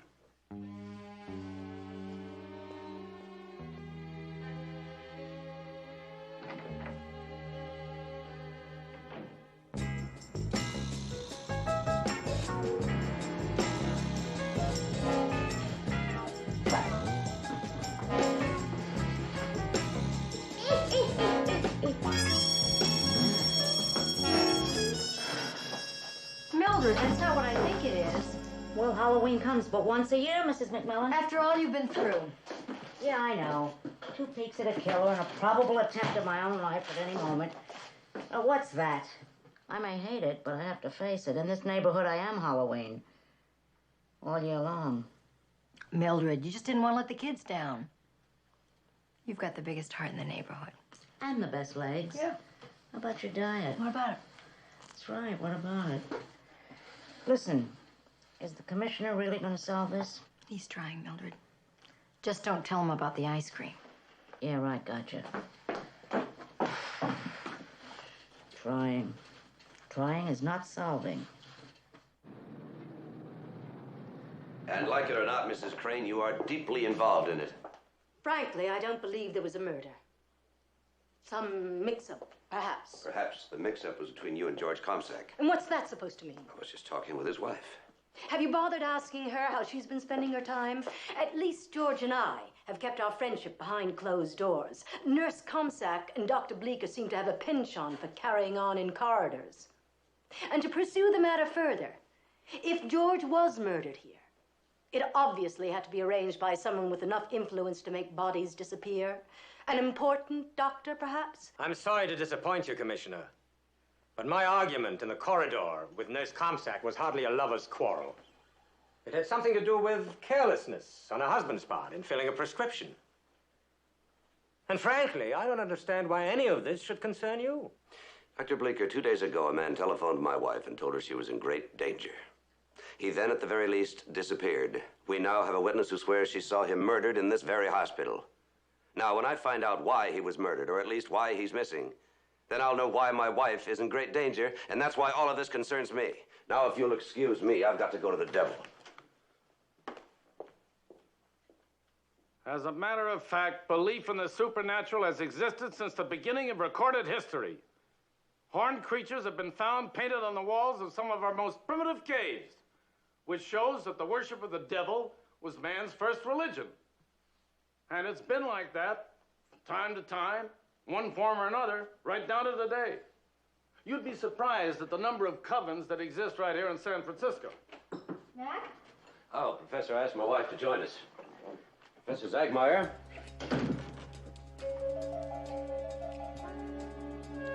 Blessed be. Blessed be. This is my wife, Sally McMillan. This is Professor Zagmeyer. How you doing? Blessed be. Blessed be. Professor, these are the gifts I was telling you about. Sally's received one each year for the past 3 years. Always just before Halloween. Is there any connection with Satanism? Mrs. McMillan, please forgive me for staring at you the way I am, but you look so familiar to me. Well, I don't think we've met before, have we, Professor? Not in this life, perhaps. Professor. Oh, yes. Yes, of course. Yes, the bell, garter, ring. Now, the bell is used at the beginning of each ritual. That is used to scare away the unfriendly spirits. It's quite an antique. This bell must have been the scourge of 1,000 halls. The garter is the badge of high priestess. Each silver buckle stands for a coven that she rules. These 4 silver buckles means the goddess who wore this one was a queen of witches. Well, what about the ring, Professor? The ring is worn to protect one from one's enemies. Professor, how well did you know George Comsack? Oh, well, he was introduced to me because of his interest in Satanism, and after he'd known me for some time, he introduced his wife to me. Thought she might prove to be a good subject for my experiments in retrogression. And as you saw this morning, she proved to be quite excellent. Was he a member of a coven? Of my coven? No. Oh, now, don't be surprised that I worship what I study. Scholarship is the highest token of esteem. Yes, I belong to a coven. I'm a high priest. What about Comsack's death? Is there any connection with Satanism? You mean a ritual death? Oh, no. Why not? Well, we Satanists today don't perform that ritual. And even if it were performed, it wouldn't happen in a hospital. But what if somebody did break the law of a coven? We Satanists don't put out contracts on each other like our Christian counterparts. However, non-believers have been known to use Satanism as a cover-up of their motives for murder. You mean like a murder plan to look as if it happened in the middle of a robbery? Exactly. How often does your coven meet, Professor? As a matter of fact, there's going to be one tonight. Mrs. McMillan, would you and your husband honor me by attending? Then you could see that Satanism is a form of worship, nothing more. Mrs. McMillan, please? Well, We'd be delighted, Professor. It'll prove to be an interesting evening. Interesting? I hope it'll prove to be unforgettable.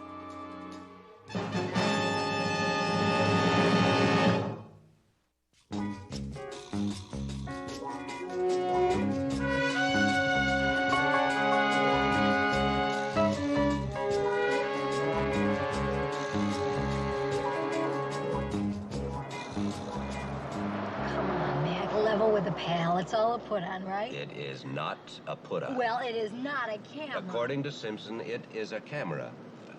Jeez. It is a camera. How about a profile? 4 for a quarter, you know. I just hope they don't spot it. They won't. I was a smuggler in my last life. Oh, I wonder what I was in my last life. Well, whatever you were, I'm sure I was just as crazy about you as I am now. How did you know that was going to be my next question? Because I'm a psychic. Well, that's good. I think it'll come in handy tonight. You don't think we're walking into a trap, do you, Mac? We've been in a trap ever since Comsack's death. I hope we learn something tonight to help get us out of it. So do Still wearing that ring. I know. I just feel safer with it on. You're frightened. Well, I'm frightened of things I can't understand. Blessed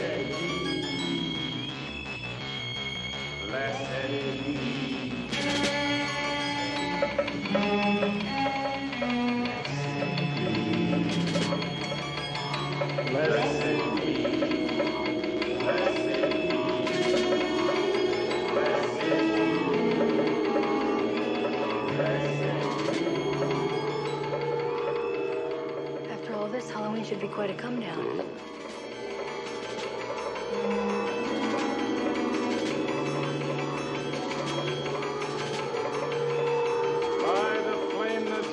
bright, O horned one, we call thy name into the night, O ancient one.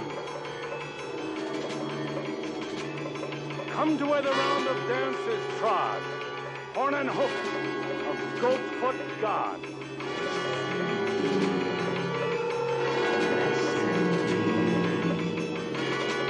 Queen of heaven, queen of hell, send your aid unto the spell. Horned hunter of the night, work my will by magic right. I really don't want to stay for the rest of this. Welcome to our great Sabbat. Sorry we can't stay any longer, Professor Zagmeyer. We simply must get ready for Halloween. It's a big holiday at our house. Popcorn balls, candied apples, the works. Yeah, good night.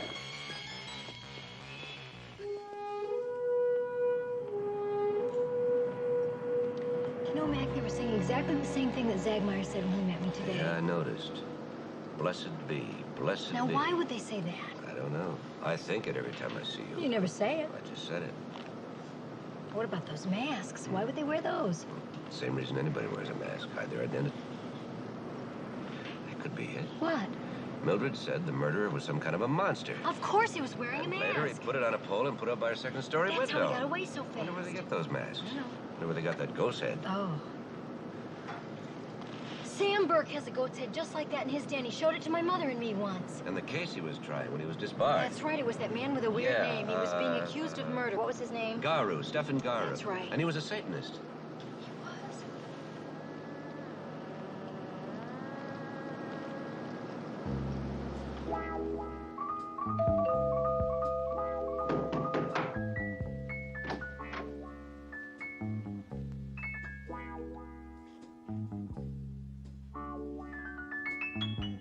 Hello?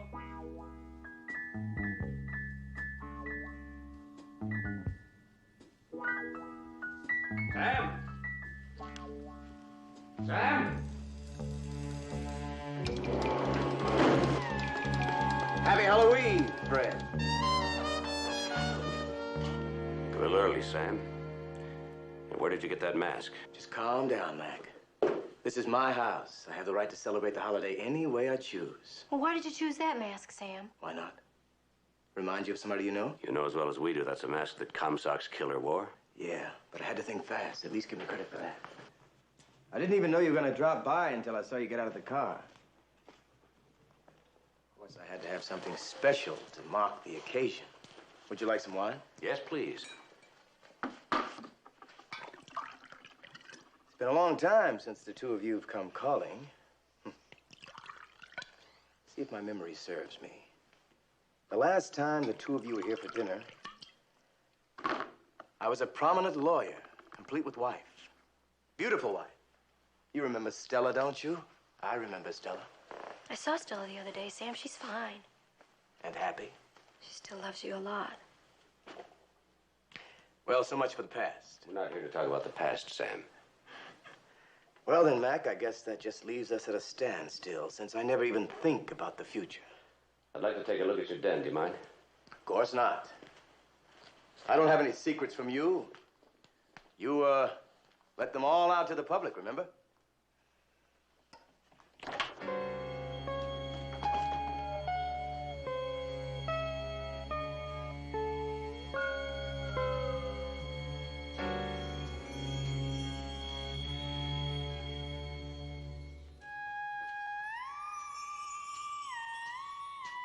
When'd you get into all this? When you got me out of the legal profession. Through my last client, as a matter of fact. This was his house. It looks like it came straight from the Middle Ages. It almost did. It's an authentic copy, stone for stone, of a shrine in Poland. Yes, Stefan Garou was quite a man. Didn't even blame me for losing the case. In fact, he gave me his incantation to Lucifer.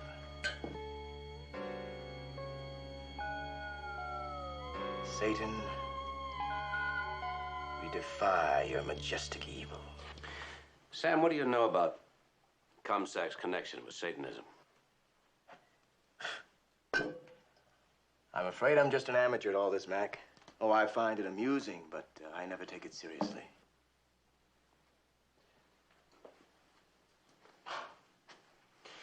What about your friend Garou? Does he take it seriously? Yes, quite. In fact, I regret he's not here tonight. But I can show you where you can find him.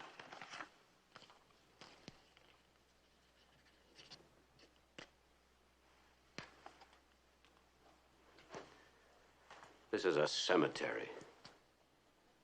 Yes, and do have a good interview. Satan! Satan!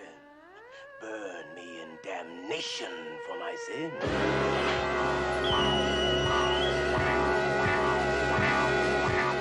It's all fake, you know that, don't you?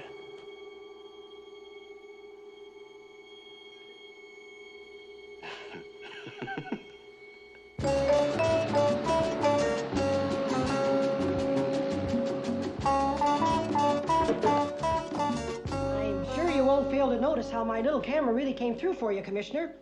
Just look at those shadows. Sharp. Sharp if I do say so, and I do say so. Yes, you do. Now, what about the other blow-ups? You have only to ask. Oh, any special reason for this one?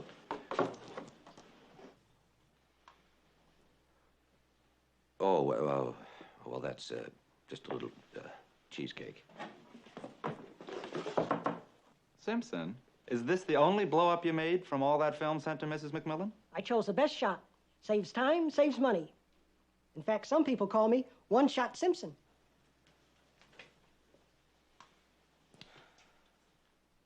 Mac, this is definitely not the place we were last night. And the man that sent you the film clip obviously belongs to a different coven. But they're all wearing the same masks. You couldn't identify anybody in this picture or the other picture. Except for this man. Look, the one wearing the ring. What about him? Well, that could be George Comstock. He had a ring just like that. Then his warning must have something to do with this coven. Oh. I wish this weren't Halloween. Frightened enough without all those ghosts and goblins running around all over everywhere. That's why I want you with me. I don't want you home alone. Well, I wouldn't be alone. Mildred is there. I repeat my statement. One shot? Yes, sir. I want you to make a blow-up of every frame out of that film clip. Right. Enright, we've got to find this coven. Yes, sir. Especially since Halloween is the big night on a devil worshipper's calendar. And it ends at midnight. Yes, Halloween, Eve of All Souls Day. It's a very important occasion to all those who refuse to accept the finality of death. And that's all I can tell you, Commissioner. Our secrets are not revealed to outsiders. Well, at least tell us the meaning of that greeting that I keep getting. Greeting? You know the greeting, the one that you gave me when you first met me. Blessed be, blessed be. I thought I knew you. I was startled. Your whole group said it last night. Were they all startled? Yes, they felt an alien presence, outsiders. Professor, you're lying. I am terribly sorry, Commissioner, but there's nothing more to tell you. You mean that's all you will tell us? What are you afraid of, Professor? Who killed George Comsack? I do not know, Commissioner, but we do demand our right to worship majestic Satan. And by the way, we do not kill. We do not kill!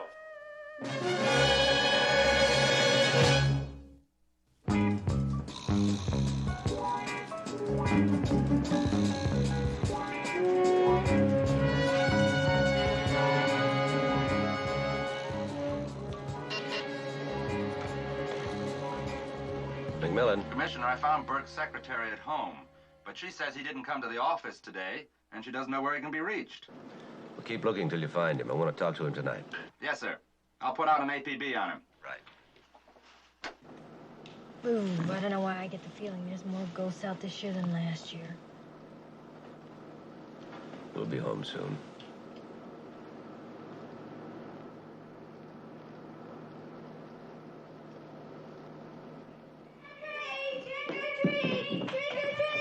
Listen, guys. We have a real crazy living there.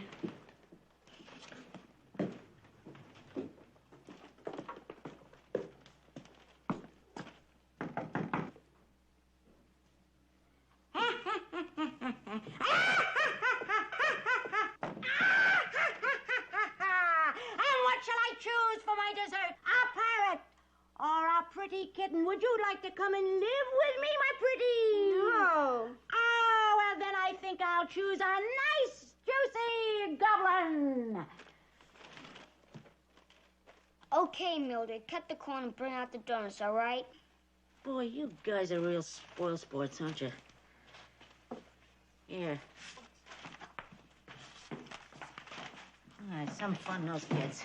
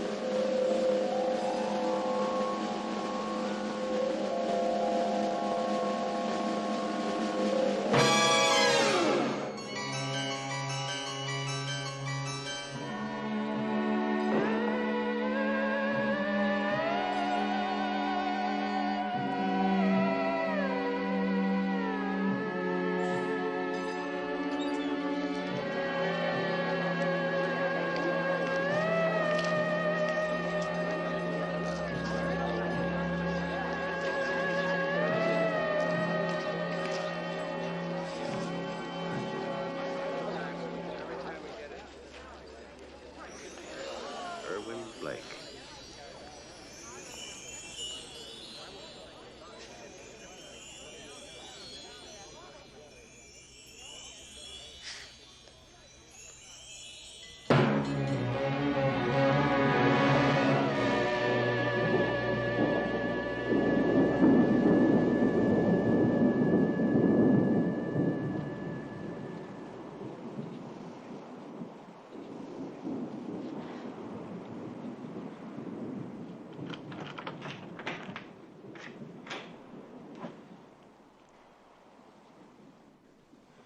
Hello?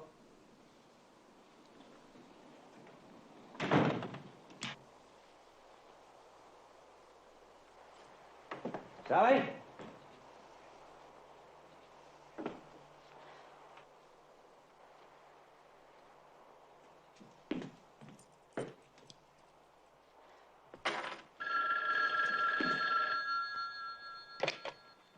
Hello? Yes, Dr. Bleeker. Oh, well, that's good news. Let me speak to my wife, will you please? I'm sorry she's already left. Yes, by taxi. Well, your housekeeper's doing so well, I didn't think there was any need for her to stay. Well, thanks for calling, Doctor. Surely.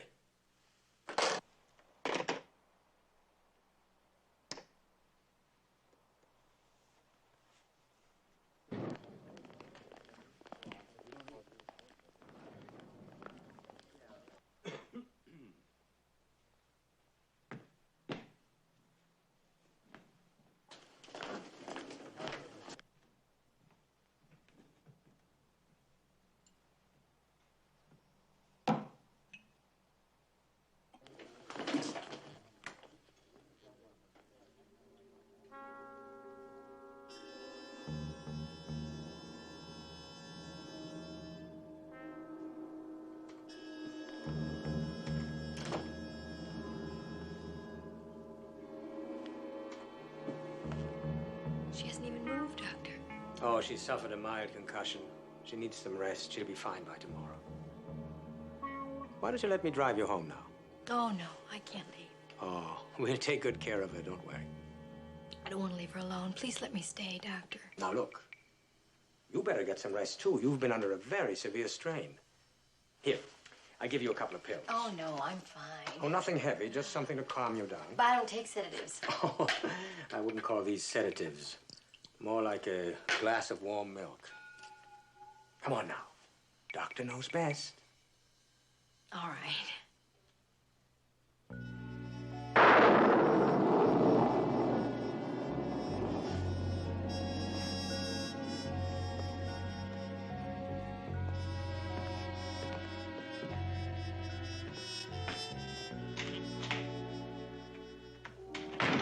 I'm worried about Mildred, sir. I hope it's not serious. Dr. Bleeker says she just has a mild concussion, so she's gonna be all right. Sally will have a full report. She should be here by now. It's been over 45 minutes. You know, it's not like Sally to leave Mildred like that. Don't worry about Mrs. McMillan, sir. She knows exactly what she's doing.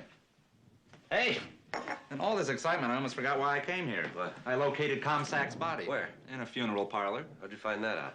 Well, you see, the hospital morgue had 4 bodies registered that day, but they shipped out 5.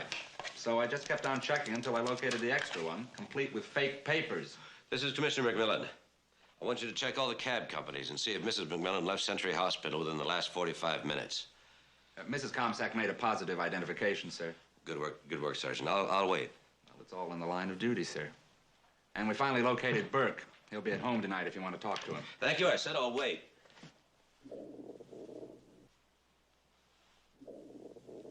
I'm sorry about my stomach, sir, but it's been rumbling like this ever since I started Dr. Bleeker's diet. Well, you should eat more. Have you had your dinner? You bet. I wouldn't dare miss a meal on this diet. You'd die. Actually, tonight's was pretty good. A giant sunflower seed salad. Ugh. Well, that's what the pharaohs used to eat, you know. Little wonder King Tut died when he's 18. You know, if there's anything I hate is being held on hold. Yes, sir. You know, Dr. Bleeker goes back centuries for all of his recipes. You know so much about it, you almost think he lived in those times. Well, maybe he did. Or thinks he did.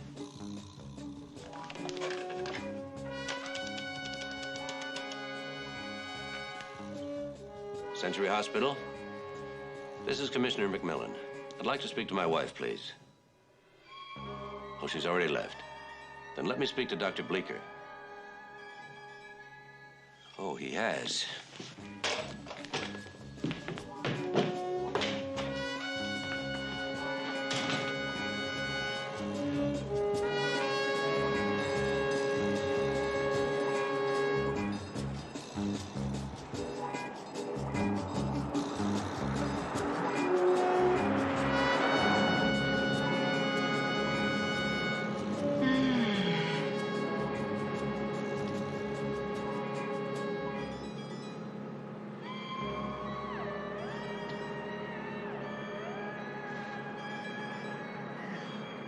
This is so nice, Doctor. So nice of you to drive me home. It's right on my way, Sally. It's so sweet. Just like warm milk.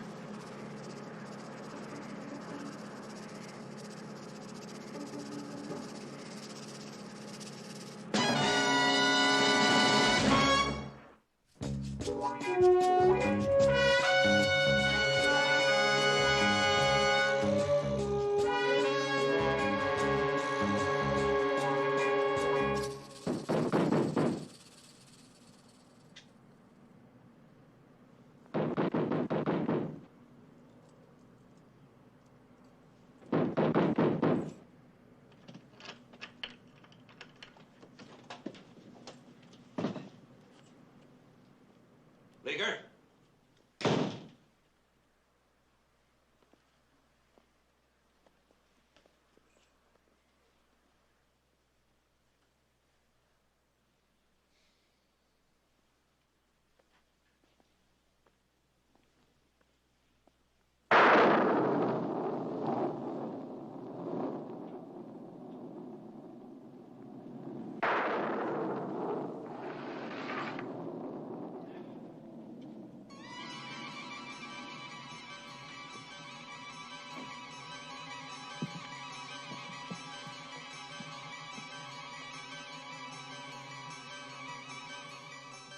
Remind you of anybody you know?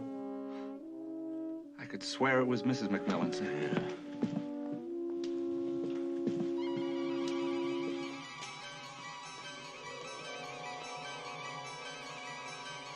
Serena?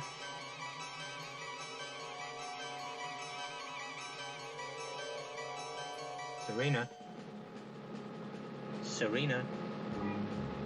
Serena? Serena? Serena, I have tried to make you realize who you are. For 3 years. But you kept ignoring my little gifts. You may have another name in this incarnation, but you'll always be the goddess Serena.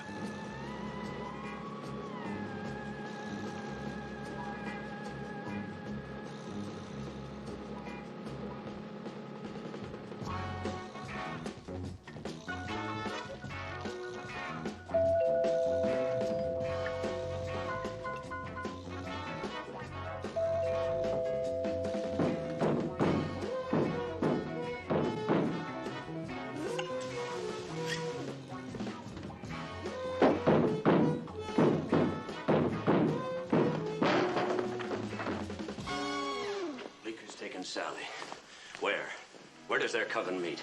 Well, Commissioner, people usually say hello Come off it, Sam. Where is she? How do I know, huh? What do you think, this is a crystal They're ball? going to kill her, you know that? As a matter of fact, I don't. Do you want a drink? No, I want an answer. That's too bad, because I need a drink. Look, listen to me. They're going to kill Sally. You know that, you know where, and you're going to tell me. Well, the great attorney McMillan on the attack. How do you know so much? Oh, I see. You think I'm drunk because I got a bad conscience, because maybe I should have told you what was going to happen tonight, right? Right. Wrong, baby. I'm celebrating the pain that's twisting around in that stomach of yours. The pain that's going to make you see how I felt when my world fell apart. And you blame me? You could have been I could have what? Shoved it under a rug? Told the judge you never bribed a juror? All right.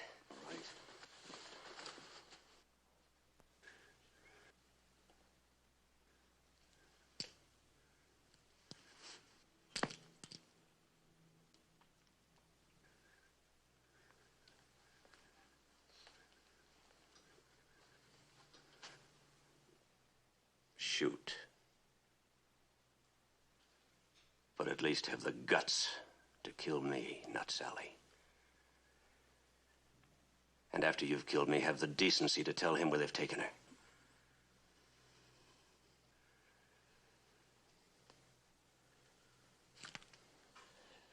Damn, Mac. You still present the best brief in town. Sam, please. All right. I know why, but I don't know where.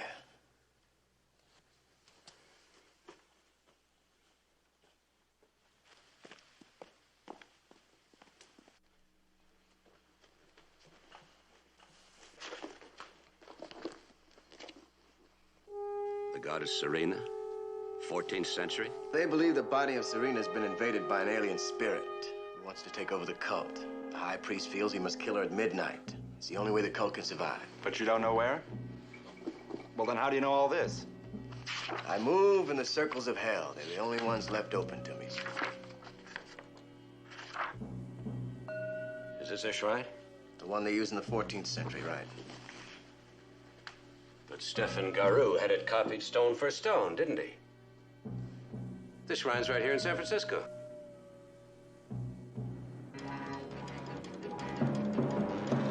I'd hoped the ringing of the bell would awaken you. The garter was, of course, to remind you of your deity.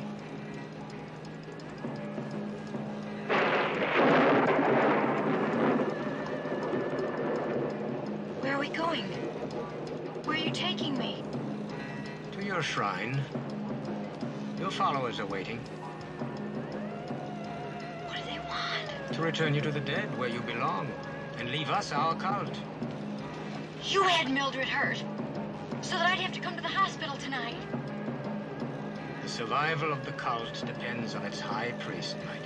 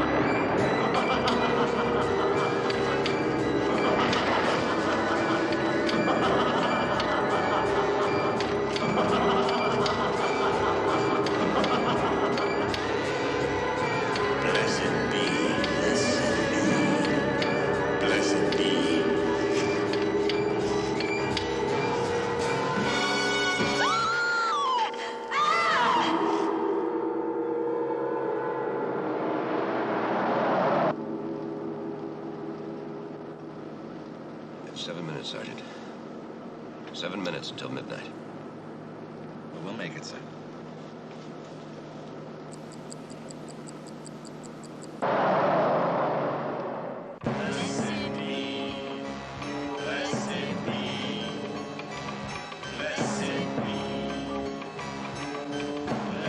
Scourge the hall.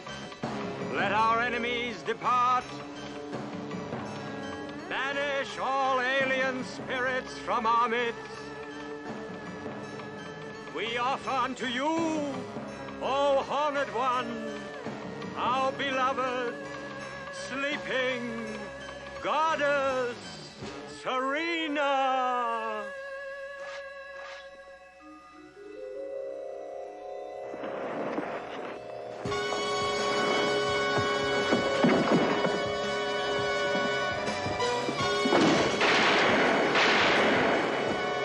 All right, get him out of here.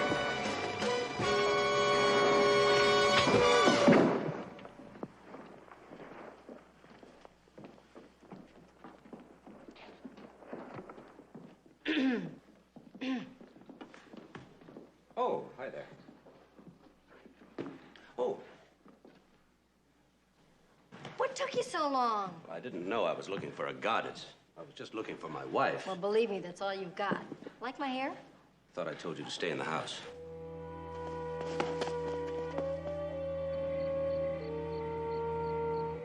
How can I enjoy it? Mildred, you didn't miss anything. It was just an everyday, ordinary Halloween. Now, get some rest and we'll see you tomorrow. Are you kidding? I'm not going to get a wink of sleep here. And I'm certainly not going to take any of their sedatives. What I need is a good belt of you-know-what. What you need is a good rest. That's what you've been telling me for months. This is your chance. Now enjoy, would you? Remember, Thanksgiving's only a few weeks away, and you know what that does to you. Now listen, how can I enjoy it? I'm not even going to get to turn down your bed. And I've never missed a night, you know. Listen, Mildred, I tell you what we're going to do. We're going to get into it anyway. Mac. Now, would you just go to sleep? Now, goodbye. I've never missed a night. I won't sleep away. Good night, Mildred. Tomorrow, I am going to get my hair done. As long as you don't come out looking like the sleeping goddess Serena. Sleeping goddess Serena. I rather like the sound of that. Except, how does a mere mortal make love to a goddess? Well, as mortals go, you'll too.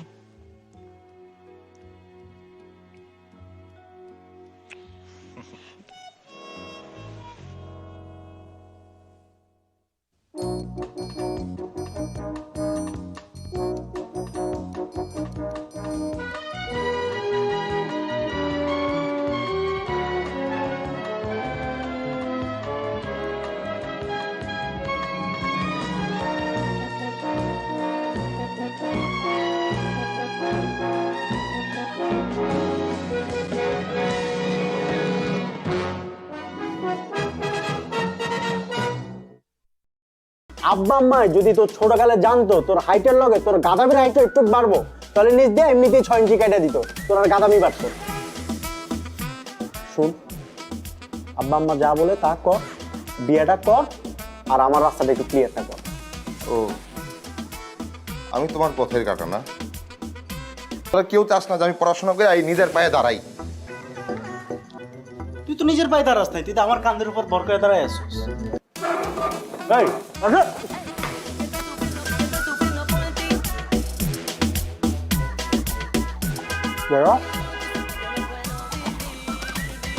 এই কি তোরা সকালবেলা এরকম কাঁদতেছিস কেন? আব্বাও কাঁদতেছে, আম্মাও কাঁদতেছে। কিছু আম্মা কি সকালবেলা কি সিরিয়াল দেখা শুরু করছে? তাহলে কিছু চুরি হয়েছে বাসায়? কেউ মারা গেছে? কেউ কি মরার আগে হসপিটালে অ্যাডমিট হয়েছে? তাহলে কি হয়েছে? সবাই এরকম আয়োজন করে কাঁদতেছে কেন? বাবা মা বলতেছে আমার নাকি পড়াশোনার দরকার নাই, ধান থাকলে নাকি ধানের মাঝে চিটাও থাকে, আমি নাকি চিটা। হ্যাঁ, তাহলে তো ঠিকই বলছে। আর তুই কখনো দেখছো আব্বা আম্মা পোলাপানের সাথে মিথ্যা কথা বলে? ভাই কি ওই কথা কইছে? কইছে আমার 1 মাসের মধ্যে বিয়ে করা লাগবে, বিয়ে করে 9 মাসের মধ্যে বাচ্চা পয়দা দেওয়া লাগবে। মাত্র 9 মাস টাইম দিছে? তুই তো নির্ঘাত ফেল করবি। মানে তোর যে পড়াশোনার কন্ডিশন, তুই 9 মাসের সাথে তোর আরো মিনিমাম 4 মাস টাইম দেওয়া লাগবে, তারপর যদি 12। আচ্ছা, দোকানদাররা অবশ্য নতুন যারা বিয়ে করে তাকে চেয়ার দিকে তাকায় থাকে 2 পয়সা ইনকামের জন্য। তোর দিয়ে সেটাও হবে না, তুই চিন্তা বাদ। হ্যাঁ বল। তুইও? কি? আমি আগে সন্দেহ করছিলাম তুই আমার মায়ের পেটের ভাই না। মায়ের পেটের ভাই হলে তুই এরকম করে কথা বলতে পারতি না। তোর আমার না কোনো মিল নাই, না আছে স্বভাবের মিল, না আছে চরিত্রের মিল, না আছে তোর এই যে চেহারার মিল, গায়ের কালারের মিল, কোনো কিছু মিল নাই। বাইকটা শোন, আব্বা আম্মা যদি তোর ছোটকালে জানতো তোর হাইটের লগে তোর গাদামির হাইটটা একটু বাড়বো, তাহলে নিজ দিয়ে এমনিতেই 6 ইঞ্চি কেটে দিত, তোর আর গাদামি বাড়তো। শুন, আব্বা আম্মা যা বলে তা কর, বিয়েটা কর, আর আমার রাস্তাটা একটু ক্লিয়ারটা কর। ও, আমি তোমার পথের কাঁটা না, আমি তোমার জীবনের বাধা। তোরা কেউ আমার ভালো চাস না, তোরা কেউ চাস না যে আমি পড়াশোনা করে এই নিজের পায়ে দাঁড়াই।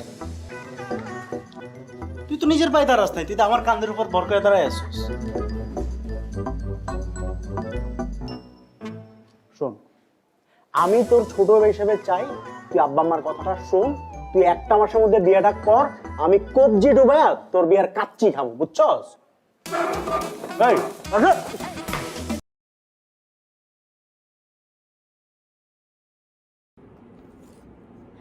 Xin chào, chào mừng các bạn đã trở lại với kênh YouTube của mình ngày hôm nay. Và hôm nay mình sẽ hướng dẫn cho các bạn tô màu một bức tranh hình con nhím. Và đây là một bức tranh mình sẽ cần phải tô màu. Các bạn có thấy trên này là bức tranh có màu sắc. Và bên dưới lại không có một màu gì không nhỉ? Thì bên trên này là một bức tranh mà nó đã được tô màu sẵn để làm mẫu. Thì bên dưới này thì mình sẽ chỉ tô cái bên bức tranh chưa có màu ở bên dưới này thôi. Và mình sẽ tô theo cái màu sắc ở bên trên này. Trên này là một hình mẫu nha, để mình tô theo ấy. Thì để tô màu mình cần phải có màu rồi. Và bên cạnh mình đây là một hộp màu gồm 24 màu nha. 24 màu và mình sẽ không để các bạn đợi lâu thì mình sẽ bắt đầu tô bức tranh này ngay bây giờ nhé. Đầu tiên thì mình sẽ lấy màu tím để tô phần gai của con nhím này trước nha. Thì cái phần gai này của con nhím thì sẽ là để bảo vệ con nhím khỏi những cái kẻ thù, để con nhím nó tự vệ mọi người. Thì sẽ cái phần gai này mà khi nó xù lên thì các con vật khác sẽ không thể tiến gần và cũng không thể làm hại nó. Mình sẽ bắt đầu tô nha.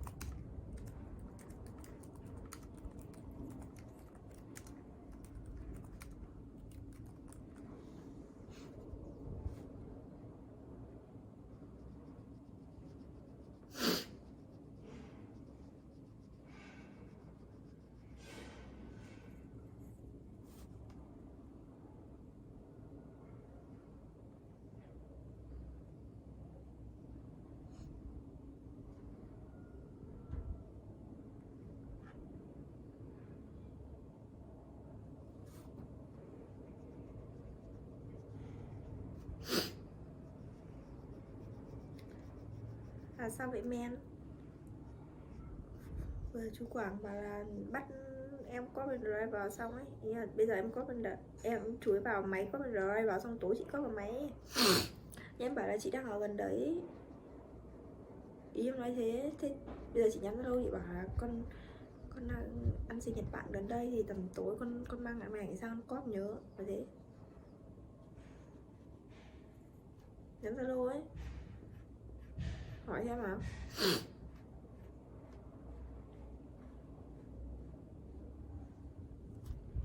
Alo. Bảo con đang ăn gần đấy cách có 1-2 cây thôi.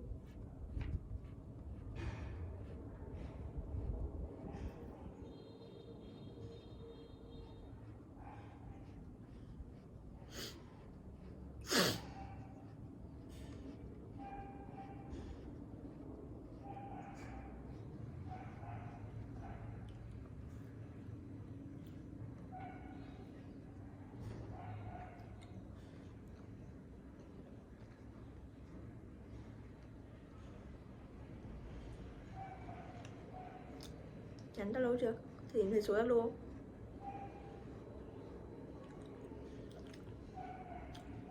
Tìm thấy số Zalo không?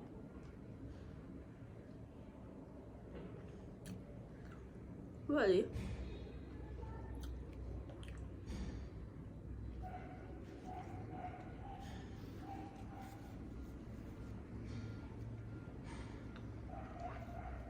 Bảo tối con não sang được không?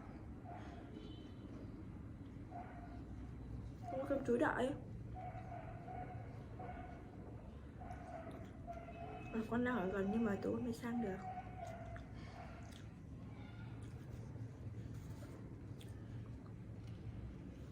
Ok, tiếp theo mình sẽ lấy màu xanh nước biển, màu xanh lá nhạt để tô tí con chú ếch này nha.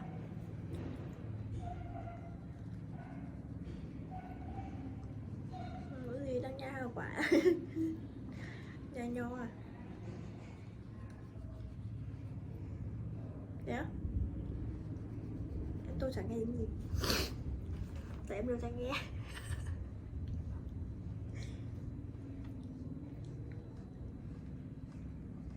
Ô Thảo ơi. À, mình đang bảo Thảo có điện thoại mình không? Tôi không quen điện thoại. Thôi xin lỗi. Mua ốp đi, mua ốp dính tường ấy. Có cái ốp mà đằng sau nó có cái dính ấy. Dùng tạm. Không nó có. Nhưng mà nó không quay. Thôi khỏi. Mệt. Thế nha, bye bye.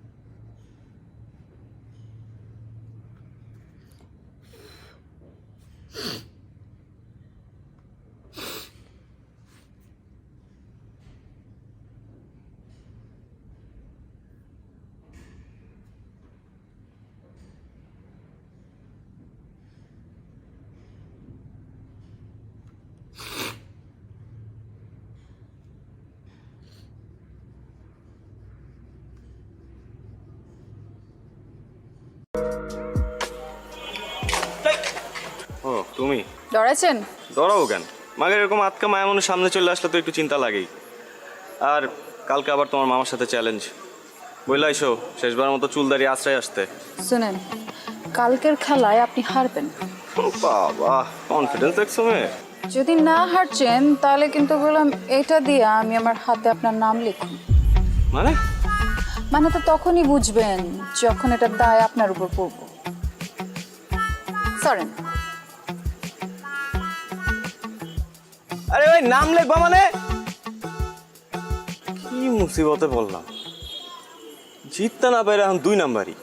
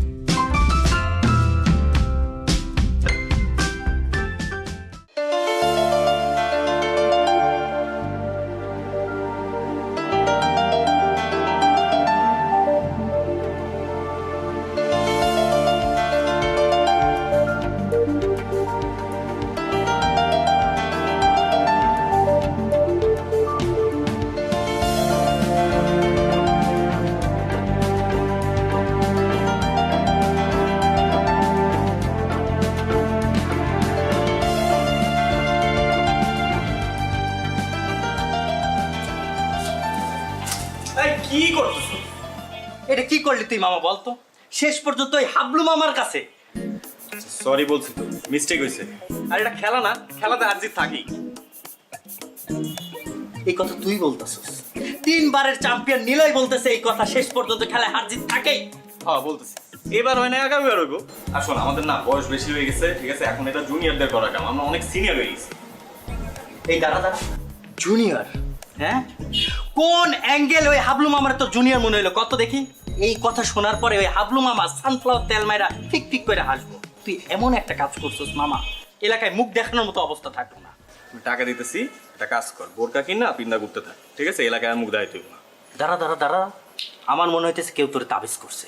তুই কখনো তো এই কথা বলার ছেলে না, কি হয়েছে কত? কোনো তাবিজ টাবিজ কিছু না। আর শোন, আনোয়ারের রহিম বাবুর ছেড়ে আনতে পাঠাইছিলাম, কই হয়?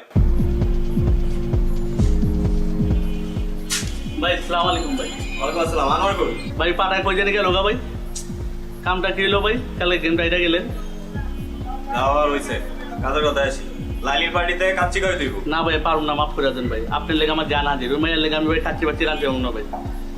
কি কর রহিম ভাই, মাথা ঠান্ডা, মাথা ঠান্ডা। তোমাদের ছাড়া হইব না তো বিষয়টা। এমন কাচ্চি খাওয়াই ফিরব, মনে করো 7 দিন যাতে কেউ বাথরুম থেকে বাইর না হইতে পারে। বুঝছো না বিষয়টা? পারো না? যাও এবার রেডি করে গিয়া যাও তাড়াতাড়ি।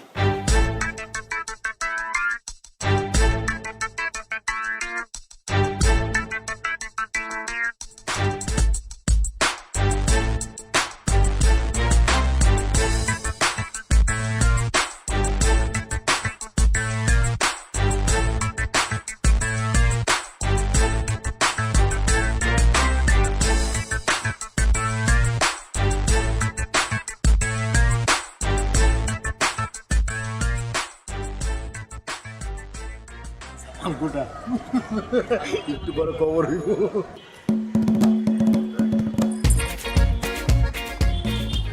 তোমরা আমগুলোকে বইতা। আরে আমরা তো খাবোই, আগে আপ্যায়নটা করে নেই। পুরান ঢাকার ট্রেডিশন তো আপ্যায়ন করা, কি মামা? আইতো দুষ্ট লাইনে আইছো, এরকম লাইনে থাকলে তো কোনো সমস্যা হইতো না। খুব তো কইছিল খেলার কথা, এখন বুঝছো খেলা কি? এখন একদম ক্লিয়ার মামা। আপনার একটু কাছে দিই। আলু দিই, আলু আলু। না না আলু না, গোস্ত দাও, গোস্ত দাও। এই যে গোস্ত দিই। অনেক মজা হয়েছে। এই লাইলি দাও, লাইলি দাও। আলু ল ল ল ল লাইলি ল। তুমি লইবানি? খাইতাম, মজুর তো। তুমি একটু খাও। সবাই মিলে আমগুলোকে খাইতাম। আরে খাবো তো, খাবার তো আছে। আমগুলোকে খাও। আরে মামা খান তো। আছে, কিছু লাগলে বললেন কিন্তু। মজা হয়েছে। আসলে না, তুই ল, গোস্ত ল।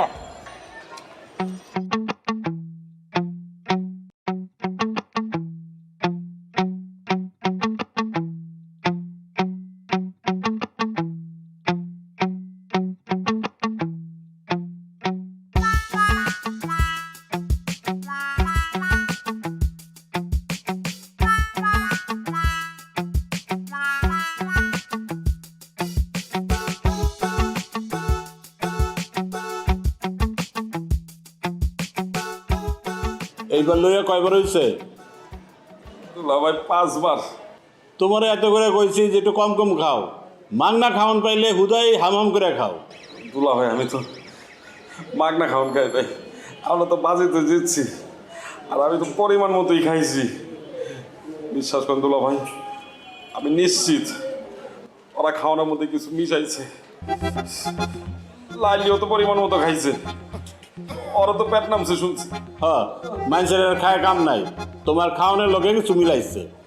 ভাই আপনি জানেন না, ওরা অনেক ডেঞ্জারাস, অনেক ডেঞ্জারাস দুলা ভাই। ওরা প্রত্যেকটা ধরে ধরে ফাঁসি দেওয়া উচিত দুলা ভাই। আমি খালি একটু সোজা হয়ে দাঁড়াইলি, তারপর দেখেন আমি রাজপথে নামবো, রাজপথে নামবো, আমি আন্দোলন করবো অগো ফাঁসির লিগা। যাও যাও, তুমি তোমার কামে যাও, আমি তোমার লেগে কেড়ে বয়ে থাকো। আপনি একটু বহান ভাই।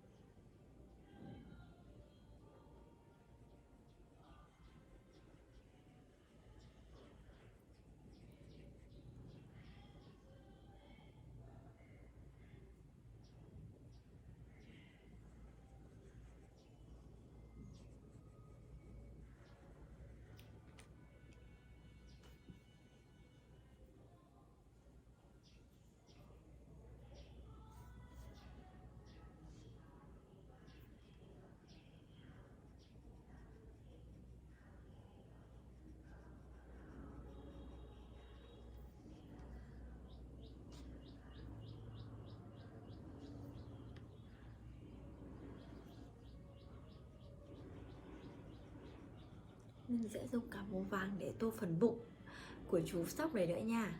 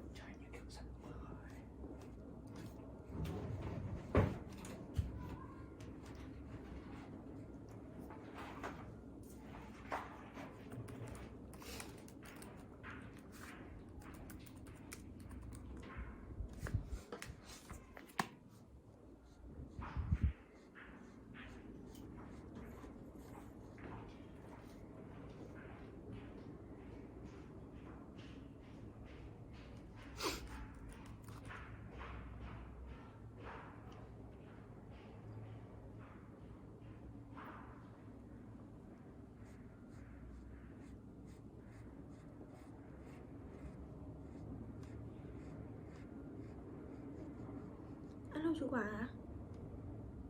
Chú Quảng ấy, chiều tối tầm từ giờ đến tối chú ăn ở đấy không? Ở chỗ làm không? Ở nhà không ấy? Từ giờ đến tối chú có ở nhà không? Chị con sang, cái máy tính của con nó đầy dữ liệu rồi. Giờ chị con sang để cóp cái máy ảnh sang ấy. Nhưng mà chú đã cóp lên driver đâu? Chú đã đăng lên driver đâu? Thế để chị con sang để máy tính nó hết rồi ấy. Nó hết gì nhỉ? Máy gì nhỉ? Máy ảnh nó hết dữ liệu rồi. Bây giờ chị con sang cóp sang máy của chú luôn được không? Vâng, chị con đang gần đấy mà. Được không ạ? Chị Thảo à? Ok, vậy chị con sang cóp máy sang nhá. Ok ạ.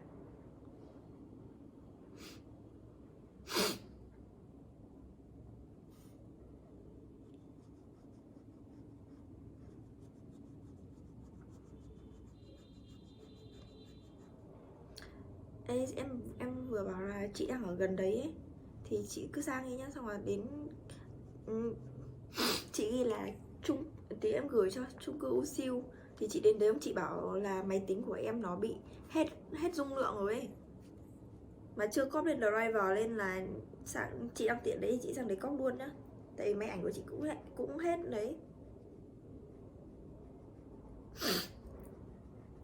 Tầm 7 cây.